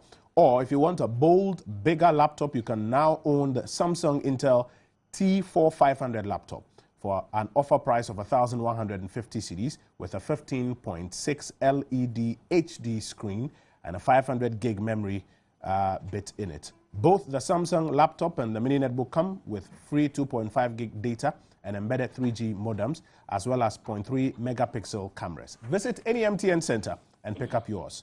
It's brought to you by MTN everywhere you go. Talking of MTN as well, people are winning big in the Dream Big promotion. 10,000 cedis a day. A brand new Hyundai iX35 car is still up for grabs, and you could also win that lovely 3-bedroom estate house from UT Properties as the final grand prize at the end of the 3rd month. Terms and conditions apply. Brought to you by MTN everywhere you go. Let's go for a break. When we return, we'll talk about the Martin Amidu letters, the government's fingering of some 3 entities in the land or property grabbing matter. And then we'll go...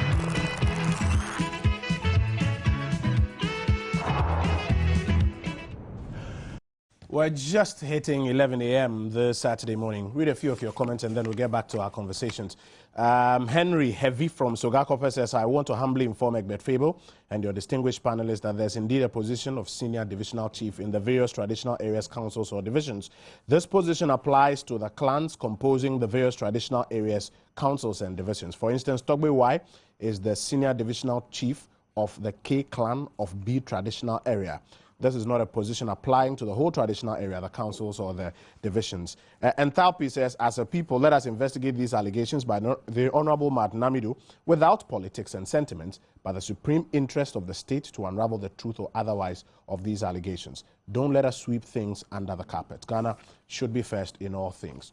Mancha Bruce in Takrady says, kudos to Martin Amidu. The NDC is having a dose of their own medicine. Ignorance makes most men join a political party, and shame keeps them from getting out of it. See how their Pandora's box is now been widely opened. Imoro in Wolensi says, Martin Amidu is just exhibiting the character of a true brother from the north. We are plain. That's why they call us Pipini. All Northerners are proud of you for upholding our values in high esteem. You are not a traitor. Apia Kubi in Virginia, USA says, did the government communicators hear what Martin Amidu said this week? Why have they kept mute? This time they know when they tell lies, the president will be exposed by Mr. Amidu.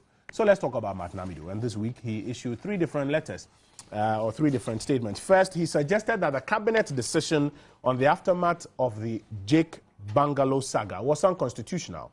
And then he accused the president of some other prior unconstitutional conduct, commentary on which he believes led to his sack. Finally, he says government has a good case in the Balkan matter, but is too eager to negotiate behind the scenes, and he smells something fishy. Question, can Mr. Amidu's concerns be addressed without further dragging the administration into yet another tight corner?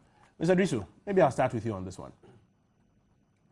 Kojo, thank you very much. And I've had to swap with my colleague Kofi Adam for good reason, particularly to join your panelists in the other very relay. Yes, I'll complete it for him probably with my speed. Now on Martin Amidu and Jake and other ruling and other matters of unconstitutionality, I recognize that Martin is my senior in the law. I do recognize that by virtue of Article 88 of the Constitution and the fact that he was named the Attorney General and Minister for Justice, indeed the only ministry that is defined in the 1992 Constitution, he is probably a good and a lead player in the legal regime. But, not to beg the issue, it does not lie within the Honorable Martin Amidu to declare a matter constitutional or unconstitutional. If we are to deal with institutions of the Republic, any Ghanaian who legitimately feels that a particular issue borders on unconstitutional matter may exercise a right and proceed to get appropriate directives by the judicial organs of our Republic. But on the specific matter of Jake Obechibe Lamptey, I do not have the ruling here. But I think that in discussing this matter, it's important that we situate it in context. In context that what did the Supreme Court rule on? My understanding, reading segments of the ruling is that it bordered whether or not there was conflict of interest which may have precipitated corruption in the conduct of a senior government official engaged in the acquisition of property. The 1992 Constitution clearly recognizes individual rights to own property. Every Ghanaian, whether in public office, in private office, has a legitimate constitutional right to own property. How that is acquired is also a process. You go through governance institutions. So the Supreme Court ruling must be read properly. It was not on government must necessarily sell. The ruling was that no conflict of interest, no abuse of office, he can buy, but the Supreme Court did not rule that they must sell to him. Very significant. No, oh, I'm coming. You can deal with it in terms of contractual basis that some consideration have been paid with some understanding. I won't fault you on that. But I'm saying that the ruling, as people have referred to, and let anybody point in the ruling, that there was an obligation by the ruling imposed on government that you must necessarily sell that property to Jake Obechibi Lamptey. No, there was no ruling. And even those who will argue on the basis of contractual law of conveyance, caveat emptor, I'll come to it properly and we'll do our own analysis. There must be a buyer and there should be a seller.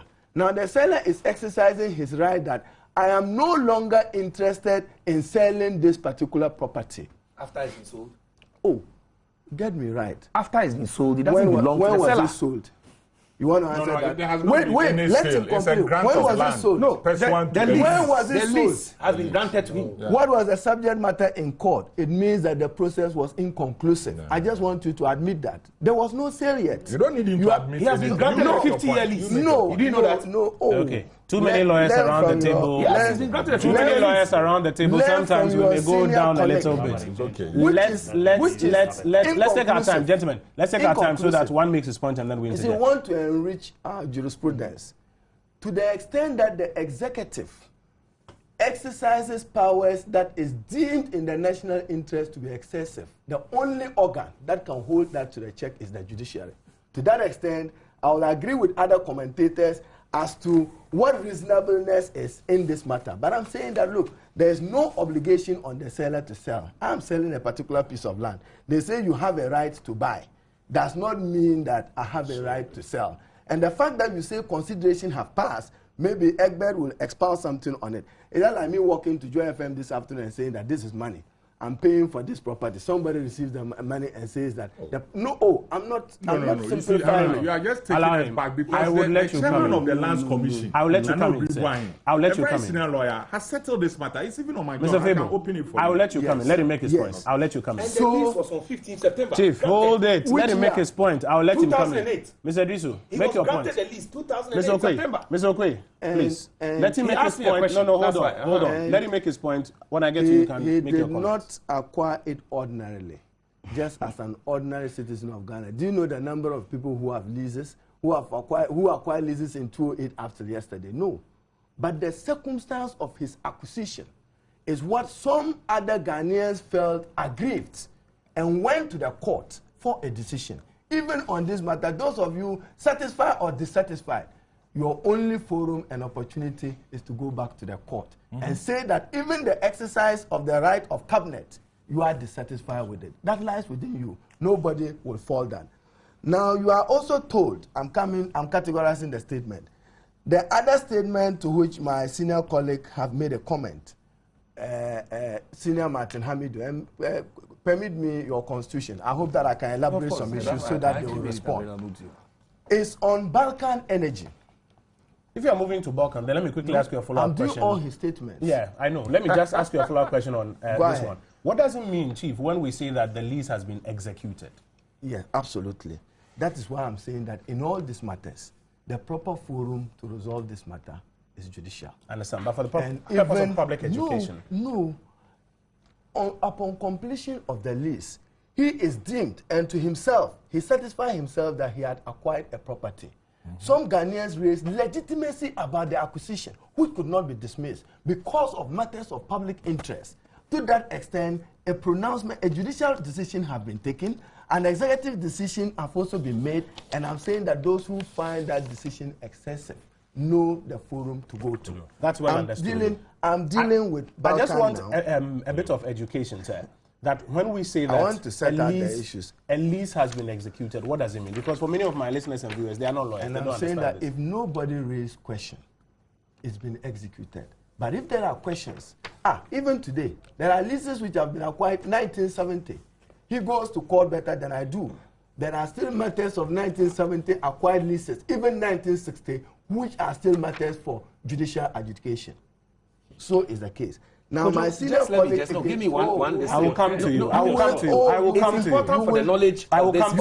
I will come to you. I will come to you. The Supreme I Court will come to you, Mr. Okwe. I will come to you. I will come to you. If we keep this, we'll just mess up the time. Go ahead, allow Mr. me to do just the 3 statements, and then you allow them to come in. Now, the other important issue to which my senior colleague has raised, Honorable Martin Amidu, the very learned Attorney General before, as he then was, my greatest regret is that much of the information he's putting into the public domain came to him by virtue of his holding the office of public trust and the position of Attorney General, a respected position. And therefore, the extent to which he uses that information is very significant. Look, even the United States of America, with its sunshine laws, have what we call protective government secrets legislations. Yes, even the United States. Don't come. Oh no, you say no. I'm just saying that there are protective legislations throughout the world, even in the world-based democracy. President Obama has been accused even of sending somebody for prosecution on matters of excessive use of the computer, depending upon how much that information was used to the injury of the United States as a republic.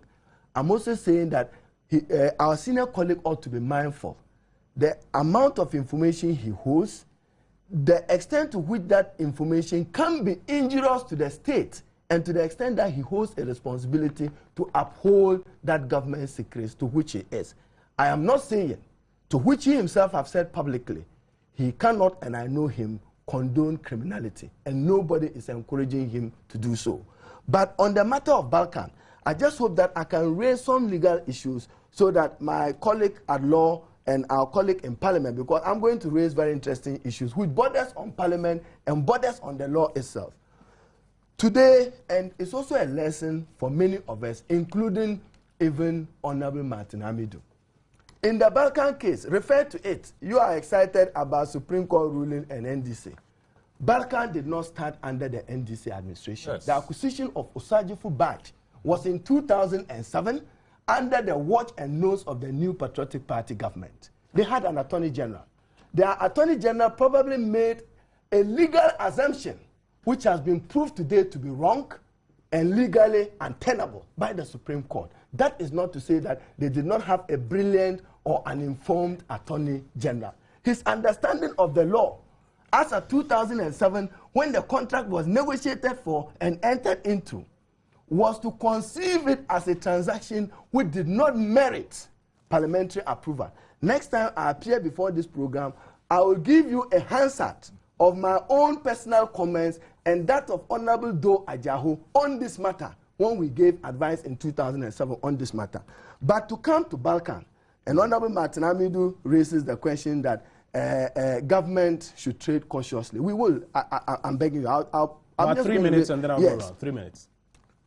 You see, Article 181 and the Balcan issue for me exposes a fundamental deficiency and weakness in the legislative mandate of Parliament, and to that extent imposes a constitutional imperative for a review of the 1992 Constitution for more clarity on the ambiguous provisions that has to do with approval of loan agreements and international economic transactions. There are many of it. We can go from PNDC through NDC 1 to NDC 2.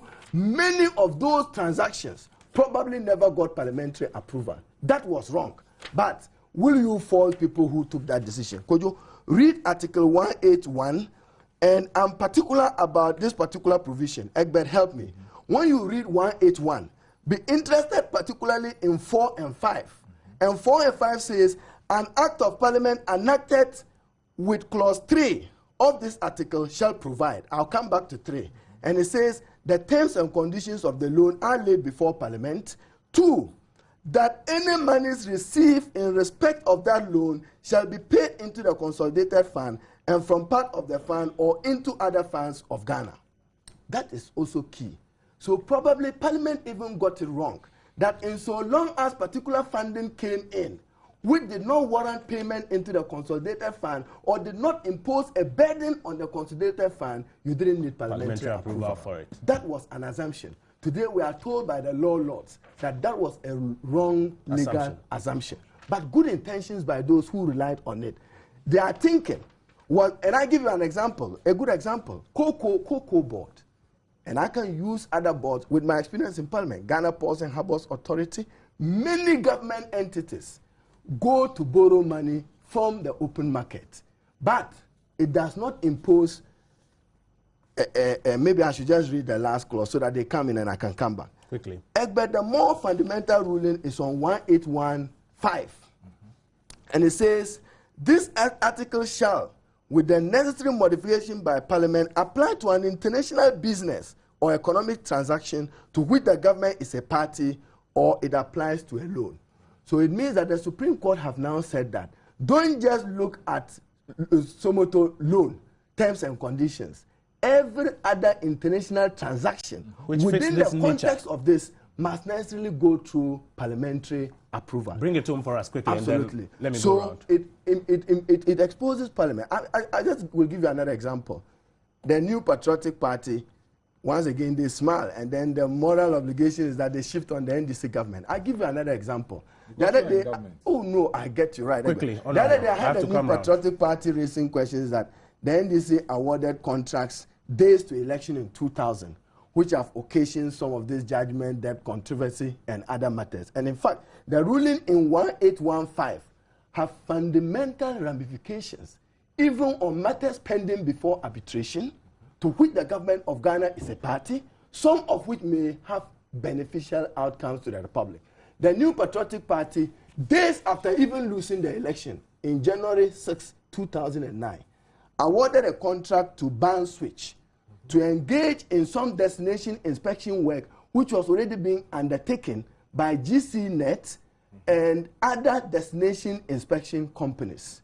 This was January 2009, days after even losing the election. Today, the government of the NDC is saddled with another matter at arbitration to which Ban Switch is demanding 861 Ghana cedis from the Republic as some 861 million. Yes, quote me. New Patriotic Party. You are talking about pre-election. You are talking even after post-election. To which you commit government to other contracts. And so the point is that Amidu got it wrong.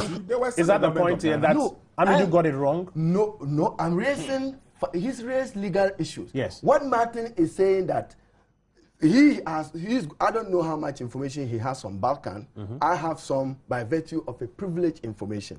And I'm saying that Balcan, on the assumption that the New Patriotic Party administration and its legal advisors went on, some financial burden may have been occasioned to the state, occasioned to other private entities, including financial institutions, which has dire consequences. And within this context, I think that one, the 1992 Constitution must deal with the ambiguity of the Constitution. 181 thereabout? Absolutely. Okay. On the basis of this clarity. Parliament itself now must clothe itself with its proper mandate and not allow this thing to slip by without due scrutiny. He mentions, among other things, that Mr. Amidu should be cautious of some of the things that he puts out there because of the secrecy and all of that, and then goes on to suggest in his legal education that he may have gotten something. But my learned friend fails to tell us exactly what Martin Amidu has said that overreaches the cabinet oath that he swore to. What has Martin Amidu said? Reference, reference the Balcan Energy. He says that there's a certain gentleman who, Mr. Damakin, who is playing a role which can bring about conflict of interest.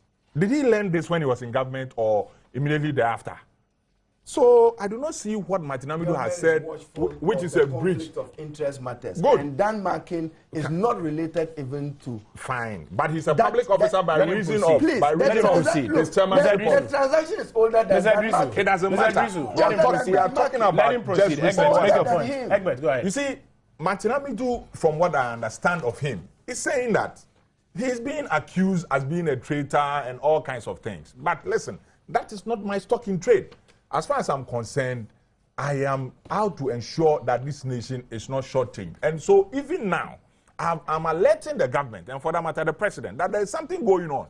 Do not settle it because it will result in all kinds of judgment debts again. These days, judgment debts have become virtually the norm, you understand? And so he's just raising a red flag. You can ignore it or take his advice, you understand? But Kojo, why is Martin Amidu saying all that he's saying? He says that he has been attacked, his personality and integrity have been called into question by members of the government communications team, and he will not take it lying low. He will not. Some of the things that have been said against him are defamatory, some are insulting, some are even life-threatening. You understand? And if you know Martin Amidu, Alamisi Benz Kaiser Amidu, that's his full name, you will not take him as chicken. He will fight. Nobody disputes that. So, simplicity, let nobody think that Martin Amidu will be bottled up. Nana Todazi, who used to work in the office of President Rawlings as chief of staff, has even come out to sue and labor for peace. Why would Nana Todazi come out and sue and labor for peace between Martin Amidu and, for that matter, President Mills? What? Why? Because they know that whether the government is right or whether Martin Amidu is wrong, the fallouts from all of these, back and forth between the two sides, it's not good for the image of the government. It's not good for, even if you like, the NDC as a party. So he's only trying to alert them. And he mentioned some of them. Some of them who cannot even hold a candle to him in area of professional competence. Just because you think you communicate. So you can come and talk and run people down. For Christ's sake, has he mentioned Honorable Ibrasai as being part of those people? Because that is not his stock in trade. So those people in the NDC communication machinery and the government communication machinery, whose stock in trade is to resort to insults, using ad hominem accessories, going to show even where your mother was born, where your father was born, and befuddling the issues and not speaking to the issues. Those are the people Martin Amidu saw. And one would think that President Mills will call all those people to order and say, listen, stop this politics of insults and deal with communication issues. And I've heard Honorable Ibrasari say on air that, listen, they even call one another. You call people and send them text. So what has happened? A quick question. There's the comment that, yes, he may want to call himself citizen vigilante, who wants to put out some things. But as somebody who swore the oath of secrecy, I suspect when he became a minister of state, he is privy to some things that, whether or not today he is citizen vigilante, by attorney-client privilege, because, the state was his client, I imagine, I stand to be corrected. He shouldn't necessarily just go running into certain areas. He has mentioned a number of unconstitutional things that he thinks government was up to. The president, he has admittedly not mentioned the specifics. Is there anything to be said for that duty on him? Or perhaps in what other people call the supreme public interest or the supreme interest of the people of Ghana, as was written in that statement, he should be compelled to disclose whatever unconstitutionalities he may have identified. You cannot, you see, we are all, by law, we are all, if you like, competent witnesses, but we are all not compellable witnesses. The fact that I know about something doesn't mean that you can compel me to go to court and testify about it. You understand? And you see, look at Martin Amidu's profile. He is even reported in the Supreme Court of Ghana Law Reports. Early 2001.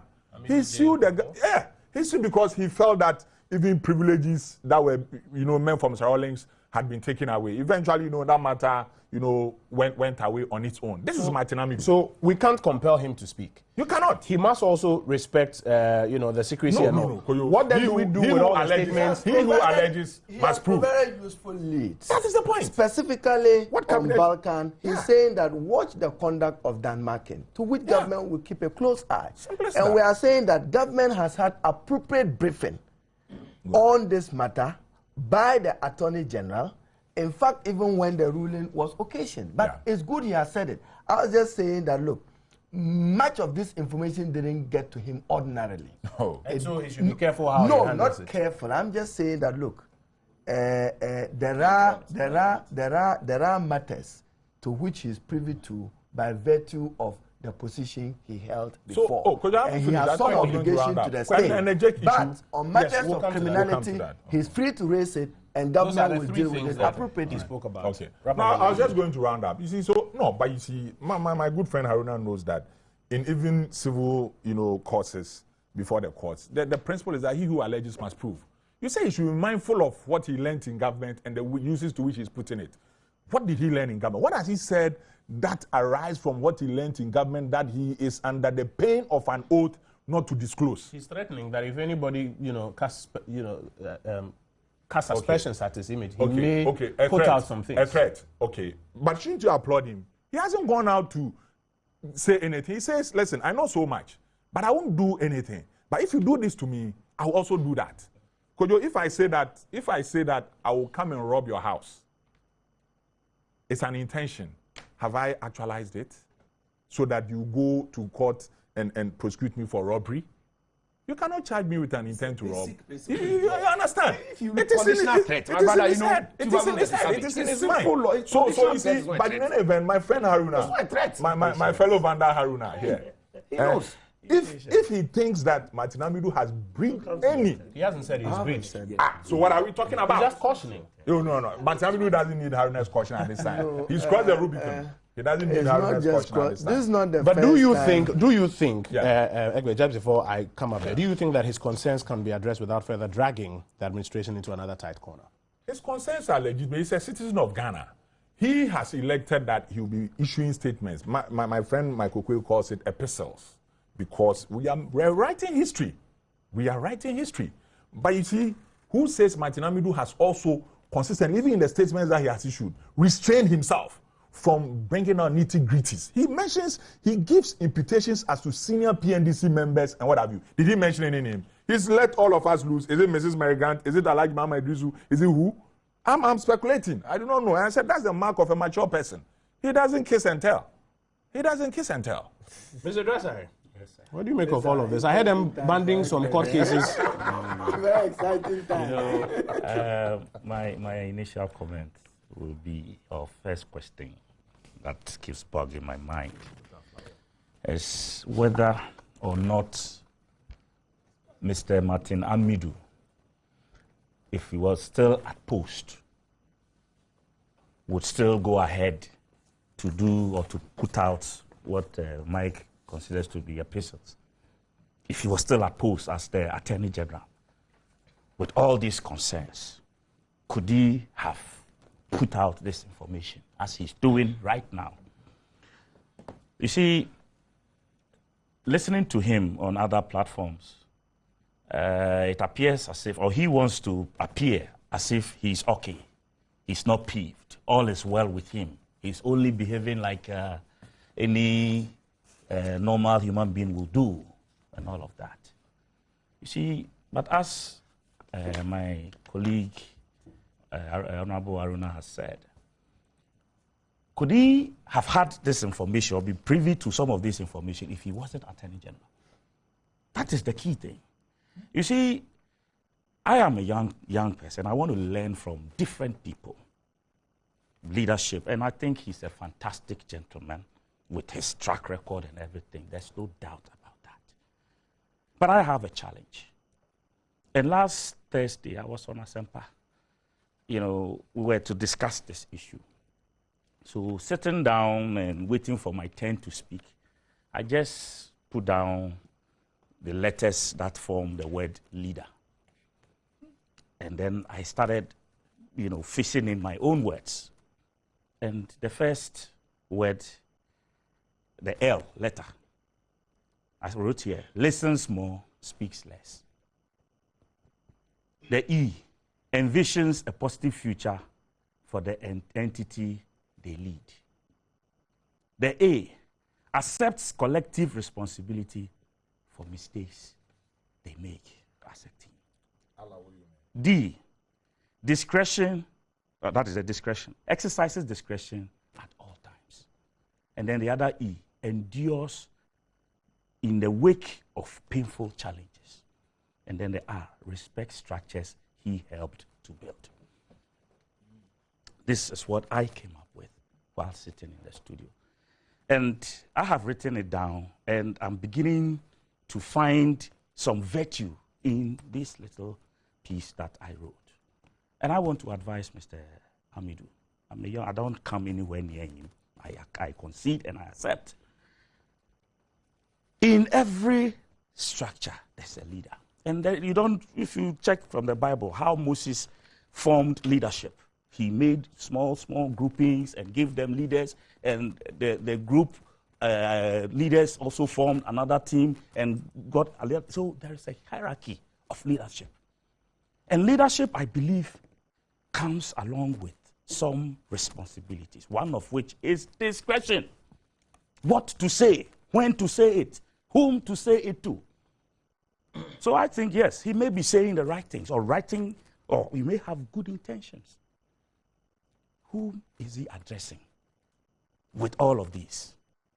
the general public. You think he should address his concerns Or to the leadership NDC. directly? It must be targeted. But if you read his very first, if I may borrow the word, epistle, he says he's not doing that because in times when he's tried to do that behind the scenes and has even given names of persons that the leadership should look to, it has been turned around and spun against him, and that's why he no longer wants to do that. So you break the principle and go haywire? That is the question. You see, your strength as a leader also comes with some resoluteness. That even in the face of challenges, you still maintain principle. It's as simple as that. You don't break down and just throw issues back and forth. As at now, I'm asking, who exactly is this Mr. Amidu addressing with all of these episodes? All of us, the citizens of Ghana. Wonderful. We are concerned about the Woyome case and how it is progressing. That's right. We are concerned about the likelihood that the Balcan Energy case may be settled. And so once it's done, I applaud him. I think that every Ghanaian worth his name and reputation should applaud Martin Amidu. I am talking about target. Take away the party politics. He's a Ghanaian He's first. a member of a party. That No is problem. also No to be problem. taken into consideration. No He's a problem. member of a party. No problem. So he owes allegiance first to his party. Not at before all. Ghana. All I'm saying is that He owes there is a allegiance challenge. to Ghana. Point me. Okay, and then going let him on proceed. to this Jake acquisition of land. Or If you are moving off from that one, then let me perhaps come in, because he mentions some unconstitutional acts there. There are those who hold the view that, listen, in spite of this whole thing about secrecy and what he should be mindful of, this same government has quite recently talked about the supreme public interest. It overrides everything. Perhaps in that same supreme public interest, he should be allowed to speak up about what unconstitutionality he knows about, so that it's either defended or thrown out of the window. What do you think of that? I think it's a perfect admonition, but at the same time, it must be channeled through the proper source. Okay, you have a colleague or a former colleague still as the Attorney General. Okay, I don't know whether he has any bone to pick with Honorable Ben Kumbo. All right, so for me, he is a proud Northerner. He himself has acknowledged in some of his what has happened to that fraternity, that he cannot engage his brother Dr. Kumbo, and look, this is my candid opinion. This is what I have written. Take it, study it, and let's see how it plays in your scheme of administration. I think it would have been the best way out, rather than to come out and make everybody around you, the very fraternity that you belong to, listen to him on Asempa and Peace FM the other time. It was as if he was fighting the very system or the very organization that he belongs to. He took on the national organizer and bashed him to pieces. You understand? And for me, that posture is what I am addressing. Let's talk about the Jake one right now. Right. And I just want to mention that as you speak, I've just been informed by my producer that Mr. Amidu sent in a quick response to our conversation. You finish and then I'll share it. Okay. You see, Jake, for me, as Governor Japan on Asempa the other time admonished, Jake should just withdraw from this whole thing to spare Ghanaians this agony. Why not? Okay, having to, we should spare Ghanaians. We are wasting unnecessary time. You see, we are sitting among 3 lawyers, and you are also a law student. Please, I beg you. Yeah. So I am the odd one I out. don't claim that title, I beg you. I am the odd one out. Please, but you have to what will I call it? Enlighten me a bit. That because there's a law that allows you to occupy or to buy, if you want to, the seat in Parliament where I sit, and the desk, the microphone, and everything, or the carpet, that small space. There's a law that permits me to purchase that space. I should purchase it. That is the question I want to ask Ghanaians. You see, for me, that is what makes leadership in this country, people, especially for us politicians, everybody thinks we are thieves. I am not a thief, and I don't hope to steal. I want to use my brain as much as possible to make money. So anybody who has taken state land is a thief? I am not saying, as I said, people say so. that politicians are thieves. Because since this Jake issue broke, that is what is being bandied around. And they are not stopping at NPP alone. They are bundling all of us together. But it is Jake because he chose. The morality about it is that he lived in that particular house. Okay? He lived there. If he had gone for a bare land, which other people had occupied, I'm not sure would have this issue would have come to this point. The morality about it is, yes, this is it. I stayed in it. And then, as soon as you are about to leave that premises, you decide to purchase it. Let me interrupt you. Mr. Amidu says in his statement that moral arguments are fine. I don't care about what people think. The Bible says that all things are lawful, but not all things are expedient. If I may. Please. If I may. Mr. Amidu says in his statement that... your political enemy. Why are you trying to hold on. Mr. Amidu says that the morality argument is a good one to make. However, on the matter of legality, he thinks that the executive government is erring in how they are seeking even to answer the moral question. I will see that too, Honorable Aruna. He's seated. Quickly, and then you wrap up. Kojo, I have enormous respect for the Honorable Martin Amidu.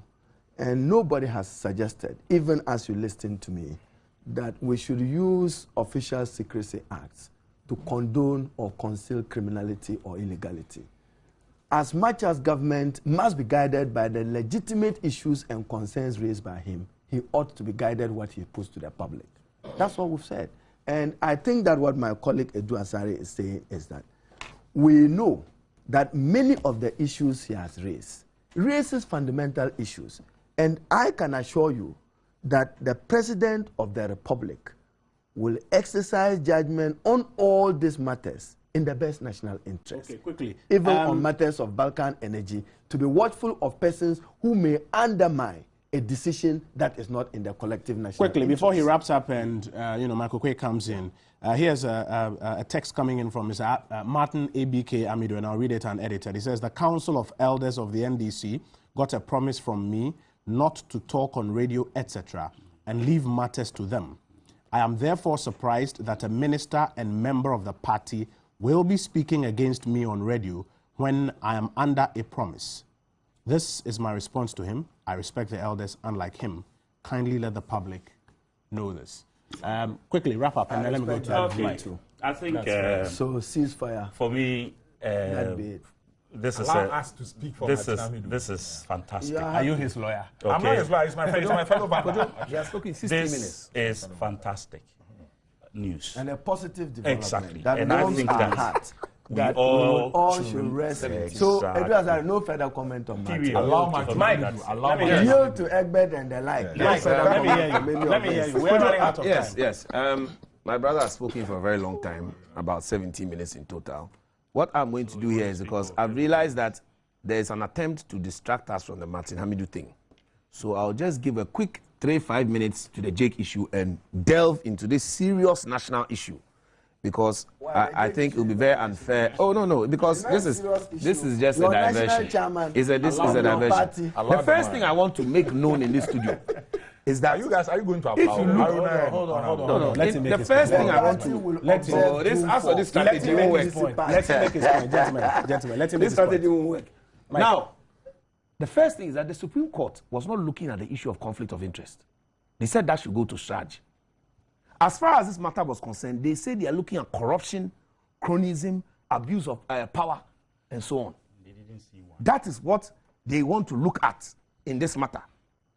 So please, let's not confuse the issues here. That's the first thing that we need to look at. Now, if we are looking at the Jake scenario, the Supreme Court said Jake had bought, past tense. Yeah. Past tense. What does that mean? More so, let us look at this case. They brought the case to court because after Jake had bought and sold it, they said that now, Jake had bought it. They say the sale is corrupt. And that's why the matter went to court. So any attempt here that it wasn't a sale in terms of the lease, he had been granted the lease, and it had been executed in 2008, please, will be falsely informing the public. Now, to do with the issue of, in terms of the law that allows you to purchase the parliament microphone and all that he was saying. Kojo, can you purchase somebody that somebody has not offered for sale? Or we don't know the law of contract in this country. People are applying that, I want to buy a job 600. They are making a mockery of Ghana's law. The only way anybody can apply to buy a job 600 is if President Atamils offers it for sale. But if it's not offered for sale, nobody can buy it. That is the point. So if Jake's land was offered for sale, he can buy it. Now let me add. He said this is the first time that a minister of state. He will give us yes, an to respond. A minister of state. also speak on that. Yes, yes. Gentlemen, please. That Jake was leaving the property and he cannot buy it. What are we talking about? You don't know the right of first refusal concerning this, and what Mr. P.V. Obi even said about this in the Daily Graphic in 1996. Let me tell you a story. Dr. Frimpong Boateng was in his house in 1996. MPP was not in power. When some white men came around with some tape, started measuring around, he said, what's going on here? They were Dutch. They say, oh, this place has been offered for sale and we are coming to buy it. White man. Oh, please, keep quiet and let me talk. So, he went to the office of those who were selling it and said, but I hear that even if you wanted to sell, if I am occupying the bungalow, I have right of first refusal. In fact, they conceded. And that's how Professor Frimpong Boateng was able to apply for his house. But you see, the NDC, they don't like to tell us truth of consistent stories. They always want to change and confuse Ghanaians who may not know about this. But it's the duty of some of us to point that anybody who talk about morality of Jake Sale is a hypocrite. Especially when I have a lease here, a lease document, where your own chairman of Greater Accra Lands Commission in February 2011 himself purchased land. A government appointee of President Mills. Government appointee of President Mills, Woyome, also went to chop money, 51 million. And you come and talk about hypocrisy. It is so yes, it's so unfortunate. You see, if we have a problem, Kojo, about selling of state lands, all we should do is that we should say that, oh, from henceforth, we won't sell lands to individuals again. And we know how NDC members, some of them in North Legon, they got their houses, you know what they paid for? Development and processing fees. Do we know how much Jake paid for his house? $400,000. He paid market price. Where did he get the money from? Well, that's not your business. Are you trying to say before Jake became... Right no, that's not your business. If you want to know, apply for it. But don't make cheap comments here like that. Yes, a cheap comments. Where did he get the money from? Let him make because let me tell you something, Kojo. The issue is that Jake Obechebi Lamptey paid $400,000 for that land. Most of the lands that people are complaining about are where both NDC, MPP officials have bought land paying redevelopment and processing fee. That was what was paid for me. Mike, let me ask you a quick question. Doesn't this leave all politicians tied then with the brush? Because now, as you listen to the conversation, these ones are saying these ones took some, these ones are saying those ones took some. Doesn't it leave everybody painted with the brush? We must make a distinction. Everybody is picking state property. We must make a distinction because my time is not limited. Sorry, it's very limited. Look, Kojo, this country, the hypocrisy is too much. Do you know if Jake had not applied for that land by now, maybe a Nigerian is owning that land? As for that one, we're happy. When Professor Frimpong Boateng's house, Dutch people were come to buy it. No Ghanaian went to court. But when a Ghanaian, a citizen of Ghana land, has bought a land in Accra, which is being applied for, and he can't go to Northern region to go and buy land. Why didn't he buy it from Ofanko? No, because of Ofanko land, we know what. Please, stop this. Ofanko land, we know who went to buy land in Ofanko. We know who went to buy land in Ofanko.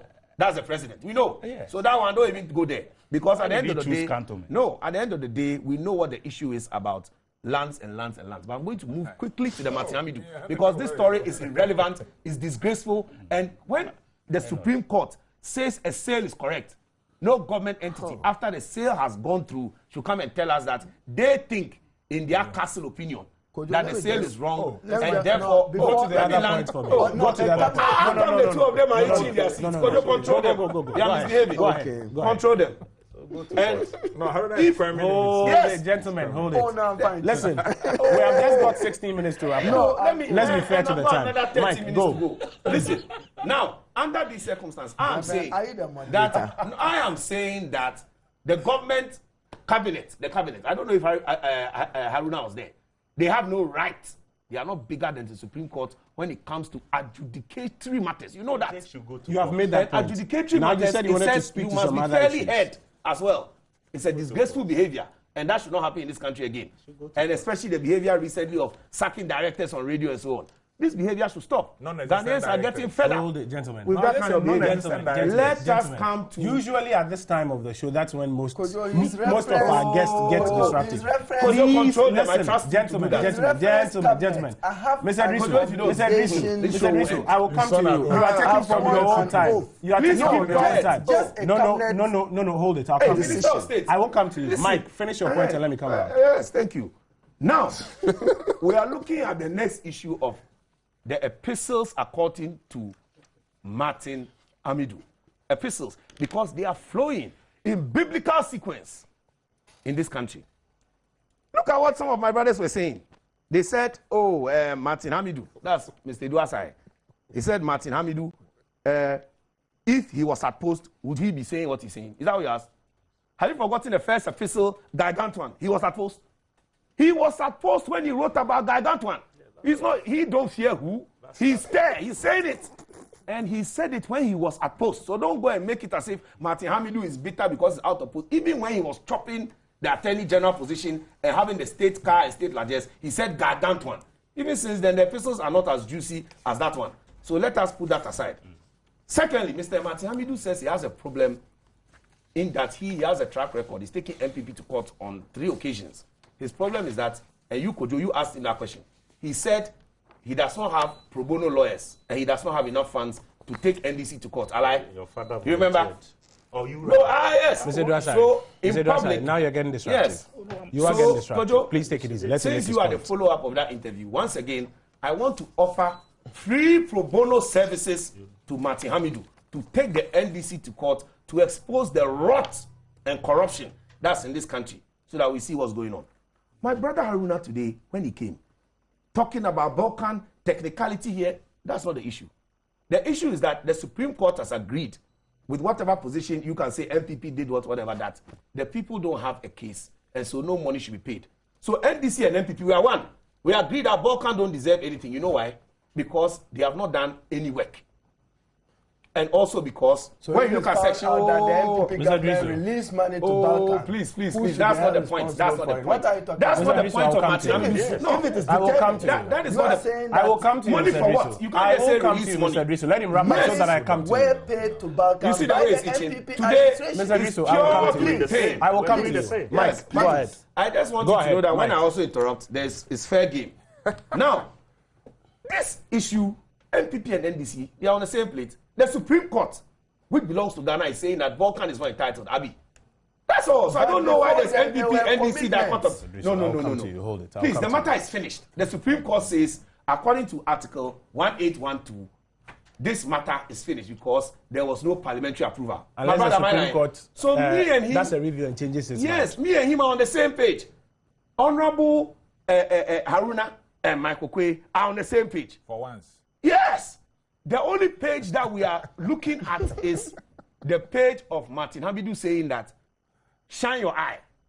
Shine your eye, NDC, because there's a certain Danmarkin, another appointee of President Mills, who is trying to subvert the good work done by the Supreme Court and to go and try and chop That is money. practically impossible. It won't happen. Well, Have that good. assurance. Well, It so won't that happen. is Driso, I'll take from your time. That will happen. I will take from your time Do. if you keep interrupting. He's feeling pain. That's why.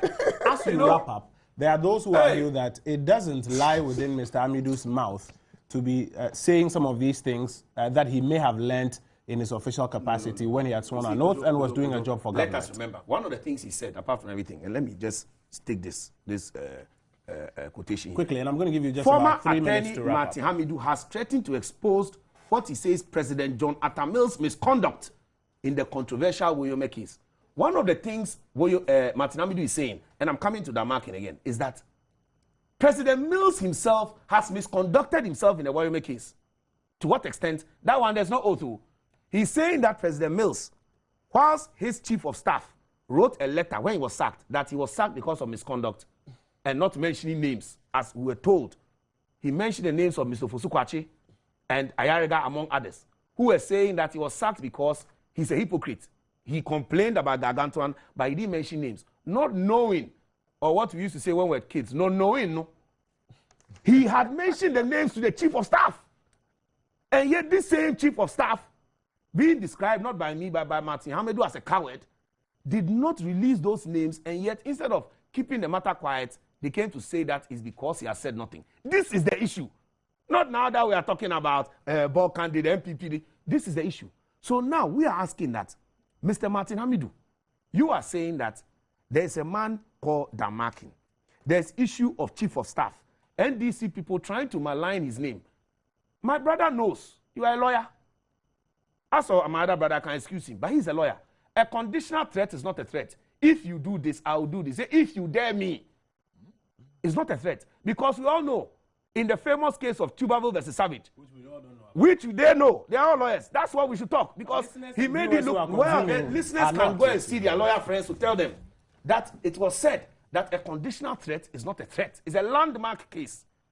So everybody here knows that what they are trying to accuse Mr. Martin Amidu of about to do will not happen if Wahala Day. If you want Wahala, go and mention. Mike, and I'm telling the NDC fellows here today, I'm happy that they said they will cease fire. If they dare, if they dare talk, he will expose President Mills, he will expose the Woyome saga, he will talk about things that Ghanaians will be shocked. Because this man is telling us that, while the president was telling us on 9th of January that he knew nothing about the Woyome saga, on 6th of January, he had not only written to President Mills about the details, he had also mentioned names. So what did the president come and tell us? Am I criminally minded that I would... Have we forgotten all of that? Okay. Yes. So in that line, where the president came and told us all those things, and then even the Yoko report came and exposed him more, that the president had ordered the payment... could you let me wrap up on this? Non-payment twice. This is the issue. One, either the president, again, just like the Koku Anidoho example, is weak, and therefore when he gives instructions to ministers like Haruna is not a particular one, but like, they don't listen, and they go and pay money that the president said go to court. And do you know one thing I don't like about the Woyome case? They shouldn't call it judgment debt. Because when they went to court, the judge said, pay this money due to your negligence of saying we had no case. But you know, Drew, Mr. Martin Amidu says here, he says even the man who said we had no case and went to pay all that money is still opposed. Surprising to everybody, including himself. He said that money, we were told to pay 17 million because of our first wrong. 34 million don't pay. Can you believe after the court said, do not pay 34 million, pending the final determination of the case in this court, the matter was not finally determined, but on the 9th of December 2010, the money was agreed to be paid by body. And just land on this. These facts. Quickly, land for me, and then let me go around for quick reaction. Let me just land on this point. Land for me, and let me go around for quick reaction. So all I'm saying now is that what Mr. Martin Amidu is saying, these are revelations, and we need to look at the issues instead of trying to mark time and talk about side issues that are not concerned with the epistles, according to Martin Amidu. We've got 8 minutes to wrap up. I'm going to give my guests 1.5 minutes each to wrap up. On a Jake matter, you said you were going. I boxed all 3 issues under Martin Amidu, and I asked you to respond. Can I quickly? I'll start with him, but I'll take a bit of his time because he was disruptive. Quickly, and then I'll come to you. Because I have some things to do. We don't have much time. We don't have much time. Kojo, I just want to put across a very strong issue that Cabinet took the decision on Jake, informed by certain facts. And can you imagine today, I'll share some with you. Can you imagine today that every minister of state or every government official occupying a government bungalow or property applies this afternoon to purchase that property? What will be left? What will be left for the Republic? You can't and what will be left for the state? Mike, I will take it from your time if you interrupt him. So please hold it. A more appropriate decision in the national interest to safeguard the mushrooming ownership of state lands and state bungalows. But you know, government cannot make retrospective. Mike, you know, Mike. I'm just. You said you referred to me as a minister. I'm telling you what informed the decision. Can you imagine today that every minister of state goes to tell Lands Commission that I'm applying to own my bungalow? Every chief executive. We're a nation of laws and not men. What do you say to that? I think that the decision of Cabinet was appropriate, well informed. Whoever feels aggrieved by it must go to the appropriate forum. Mr. Fable, you asked a question. I thought you asked me. Your time is up. Mr. Fable, thank you. I think that nobody should come here and try to convolute issues. Cabinet was wrong. Who has? Cabinet was wrong. Cabinet purported to act when the horses had already gone out of the stables. Okay. You go and lock the stables. That I don't want the horses to come out. When the horses are already out. The point is this. There has been consideration, there has been execution of a lease, which is that the Lands Commission has executed and Jake has executed. Now, I'm coming. I want to possibly help all of us to understand this. And I'm quoting from a High Court judgment, which has a bearing on this case. It says, now back to the issue of whether the applicant followed due process in acquiring the land in issue. It is the president, acting by the chairman of the Lands Commission, who granted the land to the applicant. It is therefore presumed that all the official processes required in granting the land will be complied with by the Lands Commission. By Section 37(1) of the Evidence Act, blah, blah, blah, it is presumed that the Lands Commission regularly did what it was expected before granting the lease to the applicant. The above presumption by Section 37 of NRCD 322 is rebuttable, but it is not the applicant who has to provide evidence of that rebuttal, if any. It is rather a person who claimed that the Land Commission did not perform its duties regularly, but that person cannot be the president, for the latter is stopped by his own statement or conduct in relation or in accordance with Section 26 of NRCD 323, the Evidence Act, which says that, except as otherwise provided by law, including the rule of equity, when a party, by his own statement, act or omission, intentionally and deliberately caused or permitted another person to believe a thing to be true and to act upon such belief, the truth of that thing shall be conclusively presumed against that person or his assessors in interest in any proceedings between that party or his assessors in interest, and such relying and such person relying on his assessor. And I'm quoting from a judgment of the High Court. The point is, those who say, those 2011, this is a judgment. I'm coming, 2nd day of March 2011. The point is that those like Haruna and the cabinet who purport, notwithstanding the independence of the Lands Commission, which we have drammed home over and over again, that there's something wrong with Jake's whatever, when they even go back that they want to take it, they are stopped because the president is a position in continuum, whether it is Kufuor, Rawlings, or Mills, it is in continuum. So the president, having granted land to Jake, albeit through the Lands Commission, is stopped from going back to go and say the same thing. And Kojo, I brought a statement from the Lands Commission. Very important. All those who are making this thing. Kojo, 30 seconds, and let me go to Mr. Kojo, it says that it's a long thing. I mean, but it will help the public discourse. It says, Lands Commission gives the procedure, and this is a statement issued by the Lands Commission in 2011 as to why it did all those things. Kojo, it says, for example, when it comes to infilling, it says that infilling schemes involve the carving out of undeveloped portions of government bungalow sites for development either by the state or private entities. The objective is to increase the density of development, blah, blah, blah, blah. Then it goes on and says that listen, those who are making noise about the values, it says that the infilling plots in Accra and Kumasi were allocated at below market prices and subject to the payment of premiums and development charges. The premiums paid range between 6,000 and 8,000 Ghana cedis per plot in Accra and 8,000 and 4,000 Ghana cedis per plot in Kumasi. About 90% of beneficiaries in Accra have developed. Let me hear you, Mr. A few people in Kumasi have started developing. Let me hear you, Mr. Dwasai. When you come and say that people bought plots for whatever. Egbert, you're out of time. Mr. Dwasai, let me hear you. Egbert, you're out of time. Mr. Dwasai, let me hear you. Hold it. Mr. Dwasai, let me hear you. Mr. Dwasai, let me hear you. Mr. Dwasai.